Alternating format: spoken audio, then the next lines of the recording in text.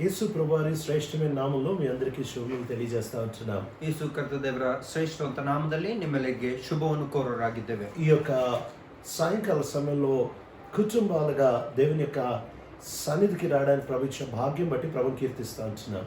ಈ ಸಾಯಂಕಾಲ ವೇಳೆಯಲ್ಲಿ ಕುಟುಂಬವಾಗಿ ದೇವರ ಸನ್ನಿಧಿಯಲ್ಲಿ ಬರೋದಕ್ಕಾಗಿ ದೇವರು ಕೊಟ್ಟಂತ ಕೃಪೆಗಾಗಿ ದೇವರಿಗೆ ವಂದನೆ ಸಲ್ಲಿಸ್ತೇವೆ. ఈ లోకంలో నడవడానికి దేవుడు మనకు అనుగ్రహిస్తా వచ్చిన ದುಡ್ಡು ಕರ್ರೆ దేవుని యొక్క వాక్యము. ಈ ಲೋಕದಲ್ಲಿ ನಮಗೆ ನಡೆಯೋದಕ್ಕಾಗಿ ಈ ದೊಡ್ಡ ಒಂದು ಕೋಲ್ ಏನಂದ್ರೆ ದೇವರ ವಾಕ್ಯ.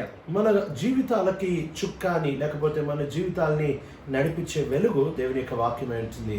ನಮ್ಮ ಜೀವಿತಕ್ಕೆ ಒಂದು ಚುಕ್ಕಾಣಿ ಅಥವಾ ದೇವರ ಬೆಳಕೇನೆಂದರೆ ದೇವರ ವಾಕ್ಯವಾಗಿದೆ. మన జీవితాలకి ఆలోచన చెప్పేది దేవుని యొక్క వాక్యమే. ನಮ್ಮ ಜೀವಿತಕ್ಕೆ ಆಲೋಚನೆ ಕೊಡುವಂತದ್ದು ದೇವರ ವಾಕ್ಯವೇ. మన బ్రతుకులకి దిశనిచ్చేది దేవుని యొక్క వాక్యమే. ನಮ್ಮ ಬದುಕುಗಳಿಗೆ ದಿಶೆಯನ್ನು ತೋರಿಸುವಂತದ್ದು ದೇವರ ವಾಕ್ಯವೇ. ఇంకో మాటలో చెప్పాలంటే ఒక విశ్వాసి ప్రతి ఊపిరికి విలువ ఇచ్చేది దేవుని యొక్క వాక్యమే. ಇನ್ನೊಂದು ಮಾತಲ್ಲಿ ಹೇಳಬೇಕಾದ್ರೆ ಒಬ್ಬ ವಿಶ್ವಾಸಿಗೆ ಪ್ರತಿ ಉಸಿರು ಕೊಡಬೇಕಾದ್ರೆ ದೇವರ ವಾಕ್ಯವೇ. కనుక ఈ దేవుని యొక్క వాక్యంలోంచి కుటుంబాలకి కావాల్సిన ఒక ప్రాముఖ్యమైన విషయాన్ని చూసుకోవడానికి ప్రయత్నం చేద్దాం. ಅದಕ್ಕಾಗಿ ದೇವರ ವಾಕ್ಯದಿಂದ ಕುಟುಂಬಕ್ಕೆ ಬೇಕಾದಂತ ಮಾತುಗಳು ಪ್ರಾಮುಖ್ಯವಾದ ಮಾತುಗಳನ್ನು ನೋಡಿಕೊಳ್ಳೋದಕ್ಕಾಗಿ ಪ್ರಯತ್ನ ಮಾಡೋಣ. ఆదికాండము 3వ అధ్యాయానికి వద్దాము. ಆದಿಕಾಂಡ 3ನೇ ಅಧ್ಯಾಯಕ್ಕೆ ಬರೋಣ. ఆదికాండము 3వ అధ్యాయము మొదటి 3 వచనాలు. ಆದಿಕಾಂಡ 3ನೇ ಅಧ್ಯಾಯ ಮೊದಲನೇ 3 ವಚನಗಳು. Now the serpent was more crafty than any of the wild animals the Lord God had made. He said to the woman, "Did God really say you must not eat from any tree in the garden?" The woman said to the serpent, "We may eat fruit from the trees in the garden, but God did say, you must not eat fruit from the tree that is in the middle of the garden, and you must not touch it, or you will die." ಯೆಹೋವ ದೇವರು ಉಂಟು ಮಾಡಿದ ಎಲ್ಲಾ ಭೂಜಂತುಗಳಲ್ಲಿ ಸರ್ಪವು ಯುಕ್ತಿಯುಳ್ಳದಾಗಿತ್ತು. ಅದು ಸ್ತ್ರೀಯ ಬಳಿಗೆ ಬಂದು, ಏನವ್ವ, ತೋಟದಲ್ಲಿರುವ ಯಾವ ಮರದ ಹಣ್ಣನ್ನು ನೀವು ತಿನ್ನಬಾರದೆಂದು ದೇವರು ಅಪ್ಪಣೆ ಕೊಟ್ಟಿರುವುದು ನಿಜವೋ ಎಂದು ಕೇಳಲು, ಸ್ತ್ರೀಯು, ತೋಟದಲ್ಲಿರುವ ಮರಗಳ ಹಣ್ಣುಗಳನ್ನು ನಾವು ತಿನ್ನಬಹುದು, ಆದರೆ ತೋಟದ ಮಧ್ಯದಲ್ಲಿರುವ ಈ ಮರದ ಫಲದ ವಿಷಯವಾಗಿ ಇದನ್ನು ತಿನ್ನಲು ಕೂಡದು, ಮುಟ್ಟಲು ಕೂಡದು, ತಿಂದರೆ ಸಾಯ್ಬೀರಿ ಎಂದು ದೇವರು ಹೇಳಿದ್ದಾನೆ ಅಂದಳು. దేవుడు చదవబడిన ఈ లేఖన భాగాన్ని ఆశీర్వదించును గాక.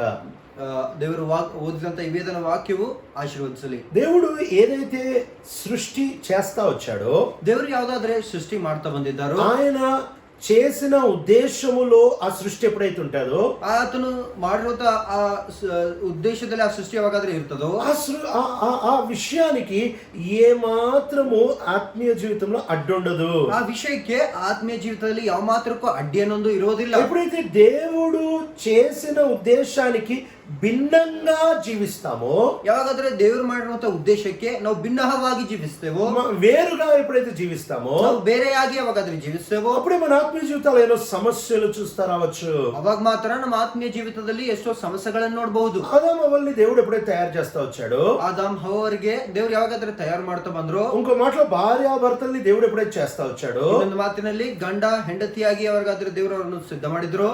భర్తకి 3 అవగాహనలు దేవుడు ఇచ్చి ఆ తర్వాత అవన్ తయారు చేస్తా వచ్చాడు.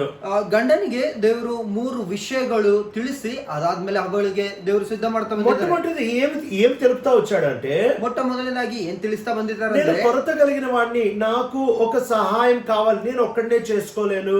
ನಾನು ಕೊರತೆಯುಳ್ಳ ಅಂತನು, ನನಗೊಂದು ಸಹಾಯ ಬೇಕು, ನಾನು ಒಬ್ಬನೇ ಮಾಡ್ಕೊಳ್ಳೋದಕ್ಕೆ ಆಗುವುದಿಲ್ಲ. చాలా వివాహాల్లో సమస్యలు ఎందుకు వస్తాయంటే, ಬಹಳ ಮದುವೆಗಳಲ್ಲಿ ಸಮಸ್ಯೆಗಳು ಎಲ್ಲಿ ಬರ್ತಾವಂದ್ರೆ, భర్త నాకే కొరత లేదు, నాకే అక్కర్లేదు, నాకు ఎవరు సహాయం అవసరం లేదు అని అనుకుంటాడు కాబట్టి కొరత వస్తుంది. ಗಂಡನು ಯಾವಾಗಾದ್ರೆ ನನಗೆ ಯಾವ ಸಹಾಯ ಬೇಕಿಲ್ಲ, ನನಗೆ ಯಾವ ಅವಸರತೆ ಇಲ್ಲ ಅಂತ ಯಾವಾಗ ಅಂದ್ಕೊಳ್ತಾನೋ ಅವಾಗ ಮಾತ್ರ ಸಮಸ್ಯೆ ಅನ್ನೋದು ಉಂಟಾಗುತ್ತದೆ. నాది నేను చేసుకోగలను, నాది నేను ఉండగలను, నాది నేను వంట చేసుకోగలను, నాది నేను తినగలను అని అనుకుంటాడు. ನನ್ನದು ನಾನು ಮಾಡ್ಕೋಬಲ್ಲೆ, ನಾನು ಅಡಿಗೆ ಮಾಡ್ಕೋಬಲ್ಲೆ, ನನ್ನ ಜೀವಿತ ನಡ್ಸ್ಕೋಬಲ್ಲೆ ಅಂತ ಯಾವಾಗಾದ್ರೂ ಅನ್ಕೊಳ್ತಾನೋ ಅವಾಗ ಮಾತ್ರ ಸಮಸ್ಯೆ ಉಂಟಾಗ್ತದೆ. ఆ తర్వాత రెండోది ఏం చెప్పిస్తా ఉంటున్నాడు, ಎರಡನೇದಾಗಿ ಏನ್ ತೋರಿಸ್ತಾ ಇದ್ದಾರೆ ಅಂದ್ರೆ, ఆయనని గాఢ నిద్ర కలగజేస్తా వచ్చాడు. ಆತನಿಗೆ ಗಾಢ ನಿದ್ರೆ ಹತ್ತುವಂತೆ ಮಾಡಿದನು. ఇంకో మాటలో ఈ స్త్రీ ఎప్పుడైతే తయారవుతా ఉండిందో, ಇನ್ನೊಂದು ಮಾತಿನಲ್ಲಿ ಸ್ತ್ರೀ ಯಾವಾಗಾದ್ರೂ ಸಿದ್ಧಳಾಗ್ತಾ ಬಂದಳು, ఆదాముకి ఏమీ తెలియదు. ಆದಾಮನಿಗೆ ಏನು ಗೊತ್ತಿಲ್ಲ. తన లోపల నుంచి తీసి దేవుడు తయారు చేస్తా ఉంటున్నప్పుడు, ತನ್ನ ಒಳಗಡೆಯಿಂದ ದೇವರು ತೆಗೆದು ತಯಾರು ಮಾಡ್ತಿರುವಾಗ దేవుడి మీద విశ్వాసంతో విశ్రాంతి తీసుకుంటున్నాడు. ದೇವರ ಮೇಲೆ ವಿಶ್ವಾಸದಿಂದ ವಿಶ್ರಾಂತಿಯನ್ನು ತೆಗೆದುಕೊಳ್ತಾ ಇದ್ದಾನೆ. ఎప్పుడైతే ఆదాము ఆదాము విశ్రాంతి తీసుకుంటున్నాడో అప్పుడే అవ్వ తయారవుతా ఉంది. ಯಾವಾಗಾದ್ರೆ ಆದಾಮನು ವಿಶ್ರಾಂತಿ ತೆಗೆದುಕೊಳ್ತಾ ಇದ್ದಾನೋ ಅವಾಗ ಮಾತ್ರ ಹವ್ವಳು ಸಿದ್ಧಳಾಗ್ತಾ ಇದ್ದಾಳೆ. కాబట్టి భార్య దేవుడు కోరినట్టు తయారవ్వాలంటే ಅದಕ್ಕಾಗಿ ಆ ಹೆಂಡತಿ ಅನ್ನೋದು ದೇವರು ಕೋರಿದ ಹಾಗೆ ತಯಾರಾಗಬೇಕಾದ್ರೆ ఈ భర్త పరిపూర్ణంగా దేవుని మీద విశ్వాసము భరోసాను పెట్టి ఉండాలి. ಈ ಗಂಡನು ಆ ದೇವರ ಮೇಲೆ ಪರಿಪೂರ್ಣವಾಗಿ ವಿಶ್ವಾಸ ಭರವಸೆ ಅನ್ನೋದು ಇಟ್ಕೊಂಡಿರ್ಬೇಕು. అంతేకాదు మూడవది, ಅಷ್ಟೇ ಅಲ್ಲ ಮೂರನೇದಾಗಿ ఈ స్త్రీని ఎప్పుడైతే తీసుకొని వస్తా వచ్చారో ಈ ಸ್ತ್ರೀಯನ್ನು ಯಾವಾಗಾದ್ರೆ ತೆಗೆದುಕೊಂಡು ಬರ್ತಾ ಬಂದ್ರು ఈ స్త్రీ భర్తతో పాటు కలిసి ఒక్కలుగా పిలువబడతా వచ్చారు, ఒక శరీరంగా పిలువబడతా వచ్చారు. ಈ ಸ್ತ್ರೀ ಗಂಡನೊಂದಿಗೆ ಸೇರಿಸಿ ಒಂದು ಶರೀರವಾಗಿ ಅವರು ಕರೆಯಲ್ಪಡ್ತಾ ಇದ್ದಾರೆ. నువ్వు వేరు నేను వేరు అనేది లేదు. ನೀನು ಬೇರೆ ನಾನು ಬೇರೆ ಅನ್ನೋದು ಇಲ್ಲ. ఆదికాండం 5వ అధ్యాయం మొదటి 2 వచనాల్లో చూస్తే, ಆದಿಕಾಂಡ 5ನೇ ಅಧ್ಯಾಯ ಮೊದಲ 2 ವಚನಗಳಲ್ಲಿ ನೋಡಿದ್ರೆ ఇంగ్లీష్ బైబిల్లో కేజీవీలో రాయబడుతున్న మాట ఏంటంటే, ಇಂಗ್ಲಿಷ್ ಬೈಬಲ್ ಅಲ್ಲಿ KJV ಬರೆಯಲ್ಪಟ್ಟಂತ ಮಾತೇನಂದ್ರೆ, దేవుడు తన పోలిక చొప్పున మానవుని తయారు చేశాడు, స్త్రీని గాను పురుషుడు గాను తయారు చేశాడు. ದೇವರು ತನ್ನ ಸ್ವರೂಪದಲ್ಲಿ ಮಾನವನು ತಯಾರು ಮಾಡಿದ್ದಾನೆ, ಪುರುಷನಾಗಿ ಸ್ತ್ರೀಯಾಗಿ ತಯಾರು ಮಾಡಿದ್ದಾನೆ. And God made male and female and he named them Adam. వారికి ఆదాము అని పేరు పెట్టాడంట. ಅವರಿಗೆ ಆದಾಮನೆಂಬುದಾಗಿ ಹೆಸರಿಟ್ಟರಂತೆ. వారిద్దరికి ఒకే పేరు ఉంటా వచ్చింది. ಅವರಿಬ್ಬರಿಗೆ ಒಂದೇ ಹೆಸರಿರ್ತಾ ಬಂತು. వారిద్దరు కలిసి ఉంటా వచ్చారు. ಅವರಿಬ್ಬರು కలిసి ಇರ್ತಾ ಬಂದ್ರು. ఎంత కలిసి ఉంటా వచ్చారంటే ಎಷ್ಟು ಕಲಿತು ಇರ್ತಾ ಬಂದ್ರಂದ್ರೆ పేరు కూడా ఒకే పేరు ఉంటా వచ్చింది. ಹೆಸರು ಕೂಡ ಒಂದೇ ಹೆಸರಾಗಿತ್ತು. చల్లటి పూట దేవుడు వచ్చి ఆదామని పిలిస్తే ఇద్దరు వచ్చేవాళ్ళు. ಆ ತಂಪಾದಂತ ಸಮಯದಲ್ಲಿ ಸಂಜೆಯ ಸಮಯದಲ್ಲಿ ದೇವರು ಕರೆತ ಬಂದಾಗ ಇಬ್ರು ಇರ್ತಾ ಬಂದ್ರು. వాళ్ళిద్దరికి ఒకే పేరు ఉంటా వచ్చింది. ಅವರಿಬ್ಬರಿಗೆ ಒಂದೇ ಹೆಸರು ಇರ್ತಾ ಬಂತು. వాళ్ళిద్దరికి ఒకే పని ఉంటా వచ్చింది. ಅವರಿಬ್ಬರಿಗೆ ಕೂಡ ಒಂದೇ ಕೆಲಸ ಇತ್ತು. వాళ్ళిద్దరు ఒకే శరీరమై ఉన్నారు. ಅವರಿಬ್ಬರು ಒಂದೇ ಶರೀರವಾಗಿದ್ದಾರೆ. ಯಾಕಾಗಿ ಅಂದ್ರೆ దేవుడు నిర్ణయించినట్టు జీవిస్తా వచ్చారు. ದೇವರು ನಿರ್ಮಾಣಿಸಿದಂತ ರೀತಿಯಲ್ಲಿ ಅವರು ಜೀವಿಸ್ತಾ ಇರೋ ಕಾರಣ. దేని బట్టి జీవిస్తా వచ్చారు? ಯಾವ ಕಾರಣದಿಂದ ಜೀವಿಸ್ತಾ ಇದ್ದಾರೆ? అప్పటి వరకు వాళ్ళు బ్రతికింది ఏంటి తెలుసా? ಅಲ್ಲಿವರೆಗೂ ಅವರು ಬದುಕಿದ್ದು ಯಾವ ರೀತಿ ಗೊತ್ತಾ? మమ్మల్ని తయారు చేసిన దేవుణ్ణి సంతోష పెట్టాలి, ఇంతే. ఇంతకు మించి వాళ్ళకి ఏమీ తెలియదు. ನಮಗೆ ತಯಾರು ಮಾಡಿರುವಂತ ಸಿದ್ಧಪಡಿಸುವಂತ ದೇವರಿಗೆ ಸಂತೋಷ ಪಡಿಸಬೇಕು, ಇಷ್ಟೇ ಅವರ ಕೆಲಸ, ಇಷ್ಟೇ ಅವರ ಆಲೋಚನೆ. దీనికి మించి వాళ్ళకి ఏమీ తెలియదు. ಇದಕ್ಕೆ ಮಿಂಚಿ ಅವ್ರಿಗೆ ಏನು ಗೊತ್ತಿಲ್ಲ. వాళ్ళు ఏమీ చేయాలన్నా వాళ్ళకి రూల్ నియమం ఏంటంటే ఈ దేవుడికి నచ్చుతుందా లేదా. ಅವ್ರು ಏನಾದ್ರೂ ಮಾಡ್ಬೇಕಂದ್ರೆ ಒಂದು ನಿಯಮ ಏನಂದ್ರೆ ಇದು ದೇವರಿಗೆ ಮೆಚ್ಚುಗೆ ಆಗ್ತದಾ ಇಲ್ವಾ. ఎంత అద్భుతమైన నియమం ఇది. ಎಷ್ಟು ಅದ್ಭುತವಾದಂತ ನಿಯಮ ಇದು. వాళ్ళు ఎందుకు ఆ పండు తినలేదంటే, ಅವ್ರು ಯಾಕಾಗಿ ಹಣ್ಣು ತಿಂದಿಲ್ಲ ಅಂದ್ರೆ నిశ్చయంగా చస్తారు అనే భయం కంటే ನಿಶ್ಚಯವಾಗಿ ಸಾಯ್ತಾರೆ ಅನ್ನೋಂತ ಹೊರದಕ್ಕಿಂತ, ఎందుకంటే వాళ్ళకి చావు అనేది తెలీదు. ಯಾಕಂದ್ರೆ ಅವ್ರಿಗೆ ಸಾವನ್ನಂತದ್ದು ಗೊತ್ತಿಲ್ಲ. ఆ చావు యొక్క ప్రత్యామ్నాయం ఏంటో, ఆ చావు ఎంత లోతుగా ఎంత గాఢంగా ఉంటుందో వాళ్ళకి తెలీదు. ಆ ಸಾವಿನ ಪ್ರತ್ಯಾಮ್ನಾಯ ಸಾವು ಎಷ್ಟು ಆಳವಾಗಿದೆ ಅನ್ನೋಂಥದ್ದು ಅವ್ರಿಗೆ ಗೊತ್ತಿಲ್ಲ. అయినను వాళ్ళు ఎందుకు తినలేదంటే, ಆದ್ರೂ ಕೂಡ ಅವ್ರು ಯಾಕಾಗಿ ತಿಂದಿಲ್ಲ ಅಂದ್ರೆ ఒకటే, ఇది దేవునికి నచ్చదు కాబట్టి మేము చేయము. ಇದು ದೇವರಿಗೆ ಮೆಚ್ಚುಗೆ ಆಗುದಿಲ್ಲ, ಅದಕ್ಕಾಗಿ ನಾವು ಮಾಡುವುದಿಲ್ಲ. ఏదో కాలం కుటుంబాలు ఇట్లా జీవిస్తాయో, ಎಷ್ಟು ಕಾಲ ಕುಟುಂಬಗಳು ಈ ರೀತಿ ಜೀವಿಸ್ತವೆ, ఏ సమస్య ఉండదు, ಯಾವ ಸಮಸ್ಯೆ ಅನ್ನೋದು ಇರುವುದಿಲ್ಲ. అయితే ఇలా సమస్య లేకుండా ఈ కుటుంబం ఎప్పుడైతే జీవిస్తా ఉందో, ಆದ್ರೆ ಈ ಸಮಸ್ಯೆ ಇರಲಾರ್ದೆ ಈ ಕುಟುಂಬ ಯಾವಾಗ ಜೀವಿಸ್ತಾ ಇತ್ತು, అప్పుడు ఆదికాండం 3వ అధ్యాయం మొదటి 2 వచనాల్లో ಅವಾಗ ಆದಿಕಾಂಡ 3ನೇ ಅಧ್ಯಾಯ ಮೊದಲ 2ನೇ ವಚನಗಳಲ್ಲಿ సాతాను సర్పము ద్వారా వస్తా వచ్చాడు. ಸೈತಾನನು ಸರ್ಪದ ಮೂಲಕ ಬರ್ತಾ ಬಂದನು. ప్రతి విశ్వాసి కుటుంబానికి విరోధంగా శత్రువు ఉన్నాడు. ಪ್ರತಿ ವಿಶ್ವಾಸಿ ಕುಟುಂಬದ ವಿರುದ್ಧವಾಗಿ ಶತ್ರು ಇದ್ದಾನೆ. ప్రతి విశ్వాసి కుటుంబానికి విరోధంగా శత్రువు ఉన్నాడు. ಪ್ರತಿ ವಿಶ್ವಾಸಿ ಕುಟುಂಬದ ವಿರುದ್ಧ ಶತ್ರು ಇದ್ದಾನೆ. అందుకనే రెబెక్కాని ఇస్సాకు దగ్గరికి ఎప్పుడైతే పంపిస్తా ఉంటున్నారో, ಅದಕ್ಕಾಗಿ ರೆಬೆಕ್ಕಳಿಗೆ ಇಸಾಕನ ಹತ್ರ ಯಾವಾಗಾದ್ರೆ ಕಳಿಸ್ತಾ ಬಂದ್ರು, వాళ్ళు ఏమైనా ఆశీర్వదించి పంపిస్తున్నారంటే, ಅವ್ರು ಏನಾದ್ರೂ ಆಶೀರ್ವದಿಸಿ ಕಳಿಸ್ತಾ ಇದ್ರಂದ್ರೆ, ఇదిగో నువ్వు వేలకి తలవగదుగాక, ನೀನು ಸಾವಿರ ವಂಶಗಳಿಗೆ ನೀನ್ ತಾಯಿಯಾಗಿರ್ಲಿ, నీ శత్రువుల గవిని స్వాధీనపరచుకొందువు, ನೀನು ಶತ್ರುಗಳ ಗವಿಗಳನ್ನು ಸ್ವಾಧೀನಪಡಿಸಿಕೊಳ್ಳು. ఆ మారు మనసు లేని ప్రభుని ఎరగని లాభాలు బెతువేలకు కూడా శత్రువులు ఉన్నారని అర్థమైంది. ಆ ಮಾರ್ಪಾಟು ಮನಸ್ಸಾದಂತ ಇರ್ಲಾರ್ದೆ ಬೆತ್ವೇಲ್ನು ಅವರಿಗೆ ಕೂಡ ಆ ದೇವರ ಶತ್ರು ಇದ್ದಾನೆ ಅಂತ ವಿಷಯ ಗೊತ್ತು. లాభాలు లాంటి వాడు కూడా అర్థమైంది వీళ్ళకి శత్రువులు ఉన్నారని. ಲಾಭಾನ್ ಅಂತವನಿಗೆ ಕೂಡ ಗೊತ್ತಾಗಿದೆ ಇವರಿಗೆ ಶತ್ರು ಇದ್ದಾನೆ ಅಂತ ಹೇಳಿ. ఎందుకంటే విశ్వాసుల కుటుంబం ఇది. ಯಾಕಂದ್ರೆ ಇದು ವಿಶ್ವಾಸಿಗಳ ಕುಟುಂಬ. దేవుడు ఏదైతే కడతా ఉంటాడో శత్రు దానికి విరోధంగా లేస్తా ఉంటాడు. ದೇವರು ಯಾವ್ದಾದ್ರೆ ಕಟ್ತಾ ಇರ್ತಾನೋ ಶತ್ರು ಅದ್ರ ವಿರುದ್ಧವಾಗಿ ಹೇಳ್ತಾ ಇರ್ತಾನೆ. చిన్న దేవుని చిన్న విజయాలు శత్రువుకి ఎంతో నష్టము. ದೇವರ ಚಿಕ್ಕ ಚಿಕ್ಕ ವಿಜಯಗಳು ಶತ್ರುಗೆ ಎಷ್ಟೋ ನಷ್ಟ. శత్రువు యొక్క చిన్న చిన్న విజయాలు దేవుని యొక్క ప్రజలకి నష్టము. ಶತ್ರುವಿನ ಚಿಕ್ಕ ಚಿಕ್ಕ ವಿಜಯಗಳು ದೇವರ ಪ್ರಜೆಗಳಿಗೆ ಎಷ್ಟೋ ನಷ್ಟ. కాబట్టి ఎప్పుడైతే దేవుడు వీళ్ళిద్దరిని తయారు చేస్తా వచ్చాడో, ಅದಕ್ಕಾಗಿ ದೇವರು ಯಾವಾಗಾದ್ರೂ ಇವರಿಗೆ ತಯಾರು ಮಾಡ್ತಾ ಬಂದ್ರು, వీళ్ళంత కాలం అయితే మేము దేవుని ఆనందం కొరకు బ్రతకాలి, we just want to give pleasure to God. ಎಷ್ಟು ಕಾಲ ನಾನು ದೇವರಿಗೆ ಸಂತೋಷಿಸಬೇಕು, ದೇವರಿಗೆ ಆನಂದ ಕೊಡ್ಬೇಕೆಂಬುದಾಗಿ ಇವ್ರು ಜೀವಿಸ್ತಾ ಬಂದ್ರು. వాళ్ళు ఎందుకు తిరుగుతున్నారు, ఎందుకు పని చేస్తున్నారు, ఎందుకు తింటున్నారు, ఎందుకు పడుకుంటున్నారు, దేవుని ఆనందం కోసం చేస్తున్నారు. ಅವ್ರು ಯಾಕಾಗಿ ತಿಂತಾ ಇದಾರೆ, ಯಾಕಾಗಿ ತಿರುಗಾಡ್ತಾ ಇದಾರೆ, ಯಾಕಾಗಿ ಅವ್ರು ಮಲ್ಕೊಳ್ತಾ ಇದಾರೆ ಅಂದ್ರೆ ದೇವರ ಆನಂದಕ್ಕಾಗಿ ಮಾಡ್ತಾ ಇದಾರೆ ಅಷ್ಟೇ. ఎప్పుడైతే దేవుడు మానవుని తయారు చేస్తా వచ్చాడు, ಯಾವಾಗಾದ್ರೆ ದೇವರು ಮಾನವನನ್ನು ತಯಾರು ಮಾಡ್ತಾ ಬಂದ್ರು, అప్పుడు బైబిల్ చెప్తా ఉంటున్న మాట, ಅವಾಗ ಬೈಬಲ್ ಹೇಳ್ತಿರುವಂತ ಮಾತು, అందుకని మొదటి అధ్యాయం 31వ వచనంలో God saw all that he had made, it was very good. అది చాలా బాగుంటా వచ్చింది. ಆದಿಕಾಂಡ 1ನೇ ಅಧ್ಯಾಯ 31ನೇ ವಚನದಲ್ಲಿ ದೇವರು ತಾನು ಉಂಟು ಮಾಡಿದ್ದನ್ನೆಲ್ಲ ನೋಡಲಾಗಿ ಅದು ಬಹು ಒಳ್ಳೆದಾಗಿತ್ತು. చాలా బాగుంటా వచ్చింది. ಅದು ಬಹಳ ಒಳ್ಳೆದಾಗಿತ್ತಂತೆ. ఎందుకు చాలా బాగుంది? ಯಾಕಾಗಿ ಇದು ಬಹಳ ಚೆನ್ನಾಗಿದೆ. సూర్యుడు ఎందుకు వెలిగిస్తున్నాడు? ಸೂರ್ಯನ ಯಾಕಾಗಿ ಬೆಳಕು ಕೊಡ್ತಾ ಇದ್ದಾನೆ? జీతం కోసం వెలిగివ్వట్లేదు, ಸಂಬಳಕ್ಕಾಗಿ ಬೆಳಕು ಕೊಡ್ತಾ ಇಲ್ಲ, బహుమానం కోసం వెలిగివ్వట్లేదు, ಬಹುಮಾನಕ್ಕಾಗಿ ಬೆಳಕು ಕೊಡ್ತಾ ಇಲ್ಲ, గుర్తింపు కోసం వెలిగివ్వట్లేదు, ಗುರ್ತಿಗಾಗಿ ಬೆಳಕು ಕೊಡ್ತಾ ಇಲ್ಲ. ఆయన తండ్రికి ఆనందం లేకపోతే తనను సృష్టించిన దేవునికి ఆనందం ఇవ్వడానికి వెలిగిస్తున్నాడు. ತನ್ನನ್ನು ಸೃಷ್ಟಿಸಿದಂತ ದೇವರಿಗೆ ಆನಂದ ಕೊಡೋದಕ್ಕಾಗಿ ಬೆಳಕು ಕೊಡ್ತಾ ಇದ್ದಾನೆ. ఈ లోకంలో చెట్టు గాని పుట్ట గాని, ఈ లోకంలో ఉంటున్న మానవుడు మినహాయించిన ప్రతి సృష్టి కూడా, ಈ ಲೋಕದಲ್ಲಿ ಗಿಡ ಆಗ್ಲಿ ಮರ ಆಗ್ಲಿ ಯಾವುದೇ ಇರ್ಲಿ ದೇವರು ಸೃಷ್ಟಿ ಮಾಡಿದ ಪ್ರತಿಯೊಂದಾಗ್ಲಿ మానవుడిని వదిలిపెట్టి మిగిలిందంతా ಮನುಷ್ಯನನ್ನು ಬಿಟ್ಟು ಉಳಿದದ್ದೆಲ್ಲವೂ ఆయనకు ఆనందం ఇవ్వడానికి ఎదురు చూస్తా ఉంటాయి. ಆತನಿಗೆ ಆನಂದ ಕೊಡೋದಕ್ಕಾಗಿ ಎದುರು ನೋಡ್ತಾ ಇರ್ತವೆ. ఆ సృష్టి ఎంత వైభవంతంగా ఉంటా వచ్చిందంటే, ಆ ಸೃಷ್ಟಿ ಎಷ್ಟು ವೈಭವವಾಗಿರ್ತದ ಅಂದ್ರೆ పరలోక ప్రార్థన సృష్టిలో జరుగుతా వచ్చింది. ಪರಲೋಕದ ಪ್ರಾರ್ಥನೆ ಆ ಸೃಷ್ಟಿಯಲ್ಲಿ ಜరుగుತ್ತಾ ಬಂದಿದೆ. పరలోక తండ్రి నీ నామము మహిమపరచబడు, Father in heaven, hallowed be your name. ಪರಲೋಕದಲ್ಲಿರುವ ನಮ್ಮ ತಂದೆ ನಿನಗೆ ನಾವು ಘನಪಡಿಸಲಿ ಎಂಬುದಾಗಿ ಅವರು ಹೇಳ್ತಾ ಬಂದ್ರು. ఆ దినాన ఏదైనా తోటంతట్లో కూడా దేవుని నామము ఘనపరచబడతా ఉంది. ಆ ದಿನ ಏದೇನು ತೋಟದಲ್ಲೆಲ್ಲ ದೇವರ ನಾಮವು ಘನಪಡಿಸಲ್ಪಡ್ತಾ ಇದೆ. ఆ దినం ఎంత సంతోషం ఉంటా వచ్చిందో, ಆ ದಿನ ಎಷ್ಟು ಸಂತೋಷ ಇರ್ತಾ ಬಂತು. ఏదైనా తోట ఎంత చక్కటి స్థలం తెలుసా? ಏದೇನು ತೋಟ ಎಷ್ಟು ಒಳ್ಳೆಯ ಸ್ಥಳ ಗೊತ್ತಾ? ఏదైనా తోట సంఘానికి సాదృశ్యము, ಏದೇನು ತೋಟ ಸಭೆಗೆ ಸಾದೃಶ್ಯ. భయంకరమైన బీడు భూమి మధ్యలో దేవుడు ఒక చిన్న తోట వేస్తా వచ్చాడు. ಭಯಂಕರವಾದಂತ ಆ ಬೀರು ಭೂಮಿಯಲ್ಲಿ ದೇವರು ಒಂದು ಒಳ್ಳೆಯ ಒಂದು ಗಾರ್ಡನ್ ಅಥವಾ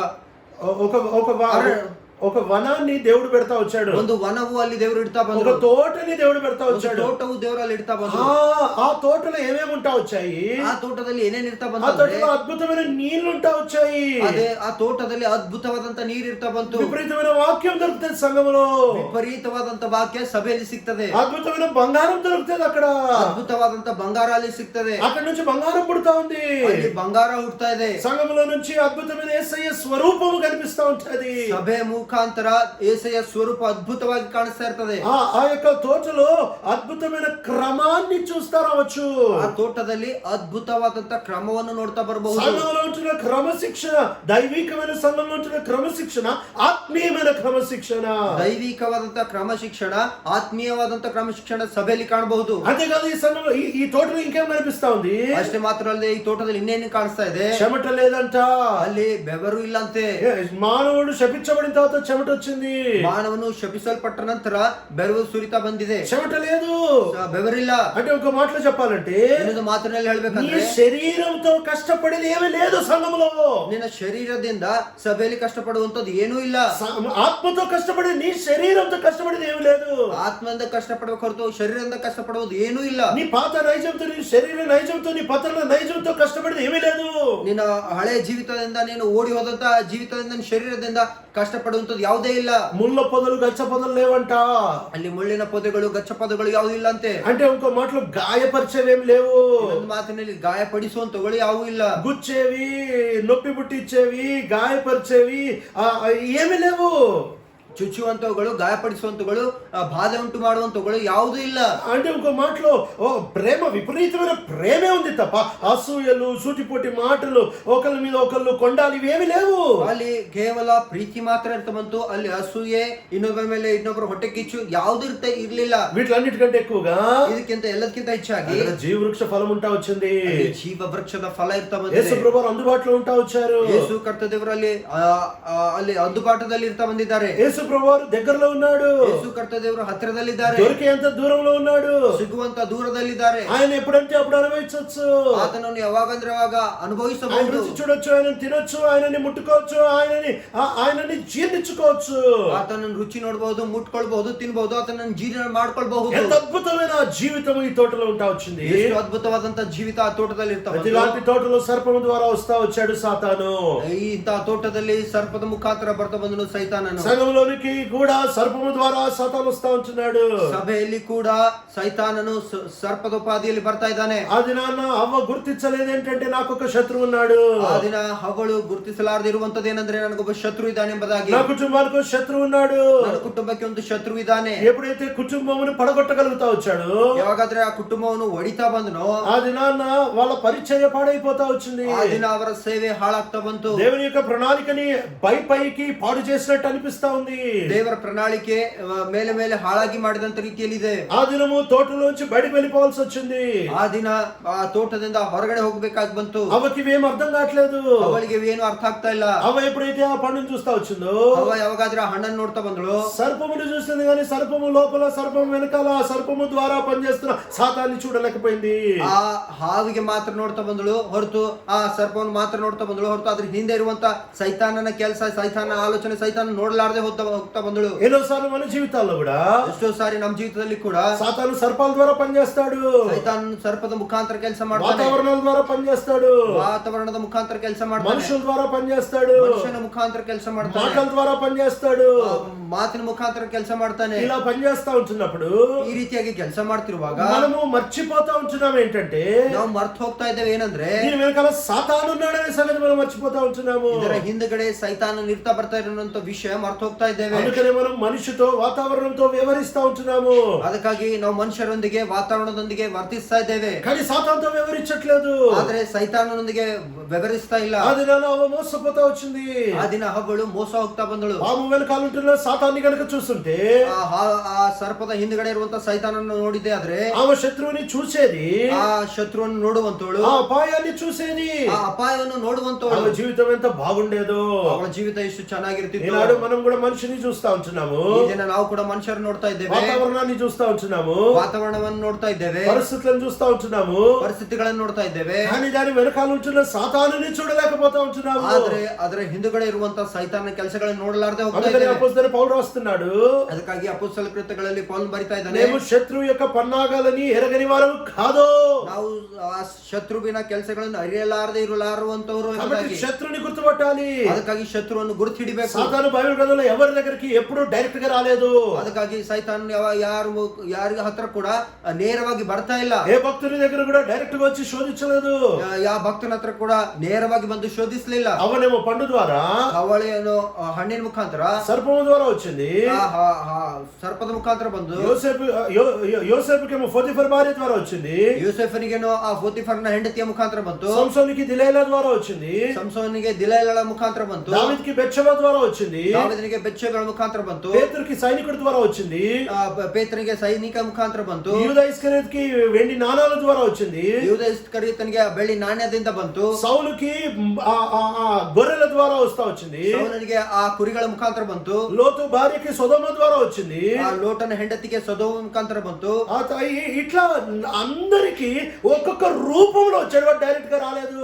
ಈ ರೀತಿಯ ಎಲ್ಲರಿಗೂ ಕೂಡ ಒಂದೊಂದು ರೂಪದಲ್ಲಿ ಬಂದ್ರು, ನೇರವಾಗಿ ಬರಲಿಲ್ಲ. ఒక్క యేసు ప్రభు దగ్గరికి డైరెక్ట్ గా వచ్చేసాడు. ಒಂದು ಕೇವಲ ಯೇಸು ಕರ್ತ ದೇವರ ಹತ್ರ ಮಾತ್ರ ನೇರವಾಗಿ ಬಂದನು. ఎందుకంటే యేసు ప్రభు మోసపోయేవాడు కాదు.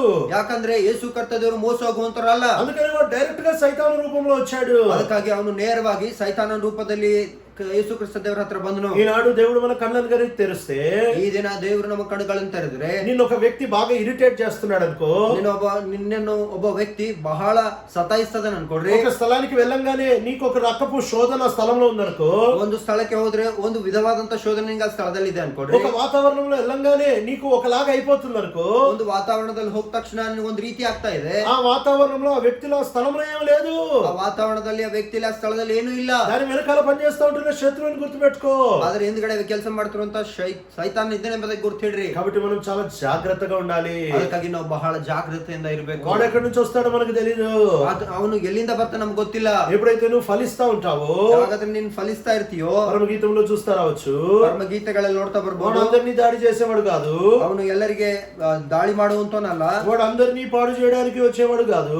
ಅವನು ಎಲ್ಲರಿಗೆ ಹಾಳು ಮಾಡೋದಕ್ಕಾಗಿ ಬರುವಂತವನಲ್ಲ. ఎవరైతే ఫలిస్తా ఉంటారో, ಯಾರಾದ್ರೆ ಫಲಿಸ್ತಾ ಇರ್ತಾರೋ, ఎవరైతే పూత పూస్తా ఉంటారో, ಯಾರಾದ್ರೆ ಆ ಬೆಳೆಯನ್ನು ಬೆಳೆಸ್ತಾ ಇರ್ತಾರೋ. పరమగీతం 2వ అధ్యాయం 15వ వచనము, ಪರಮಗೀತೆ 2ನೇ ಅಧ್ಯಾಯ 15వ వచనము, 15th verse. 15ನೇ ವಚನ. Catch for us the foxes, the little foxes that ruin the vineyards, vineyards that are in bloom.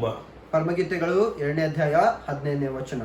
ತೋಟಗಳನ್ನು ಹಾಳು ಮಾಡುವ ನರಿಮರಿಗಳನ್ನು ಹಿಡಿಯಿರಿ, ನಮ್ಮ ತೋಟಗಳು ಹೂವಾಗಿವೆ.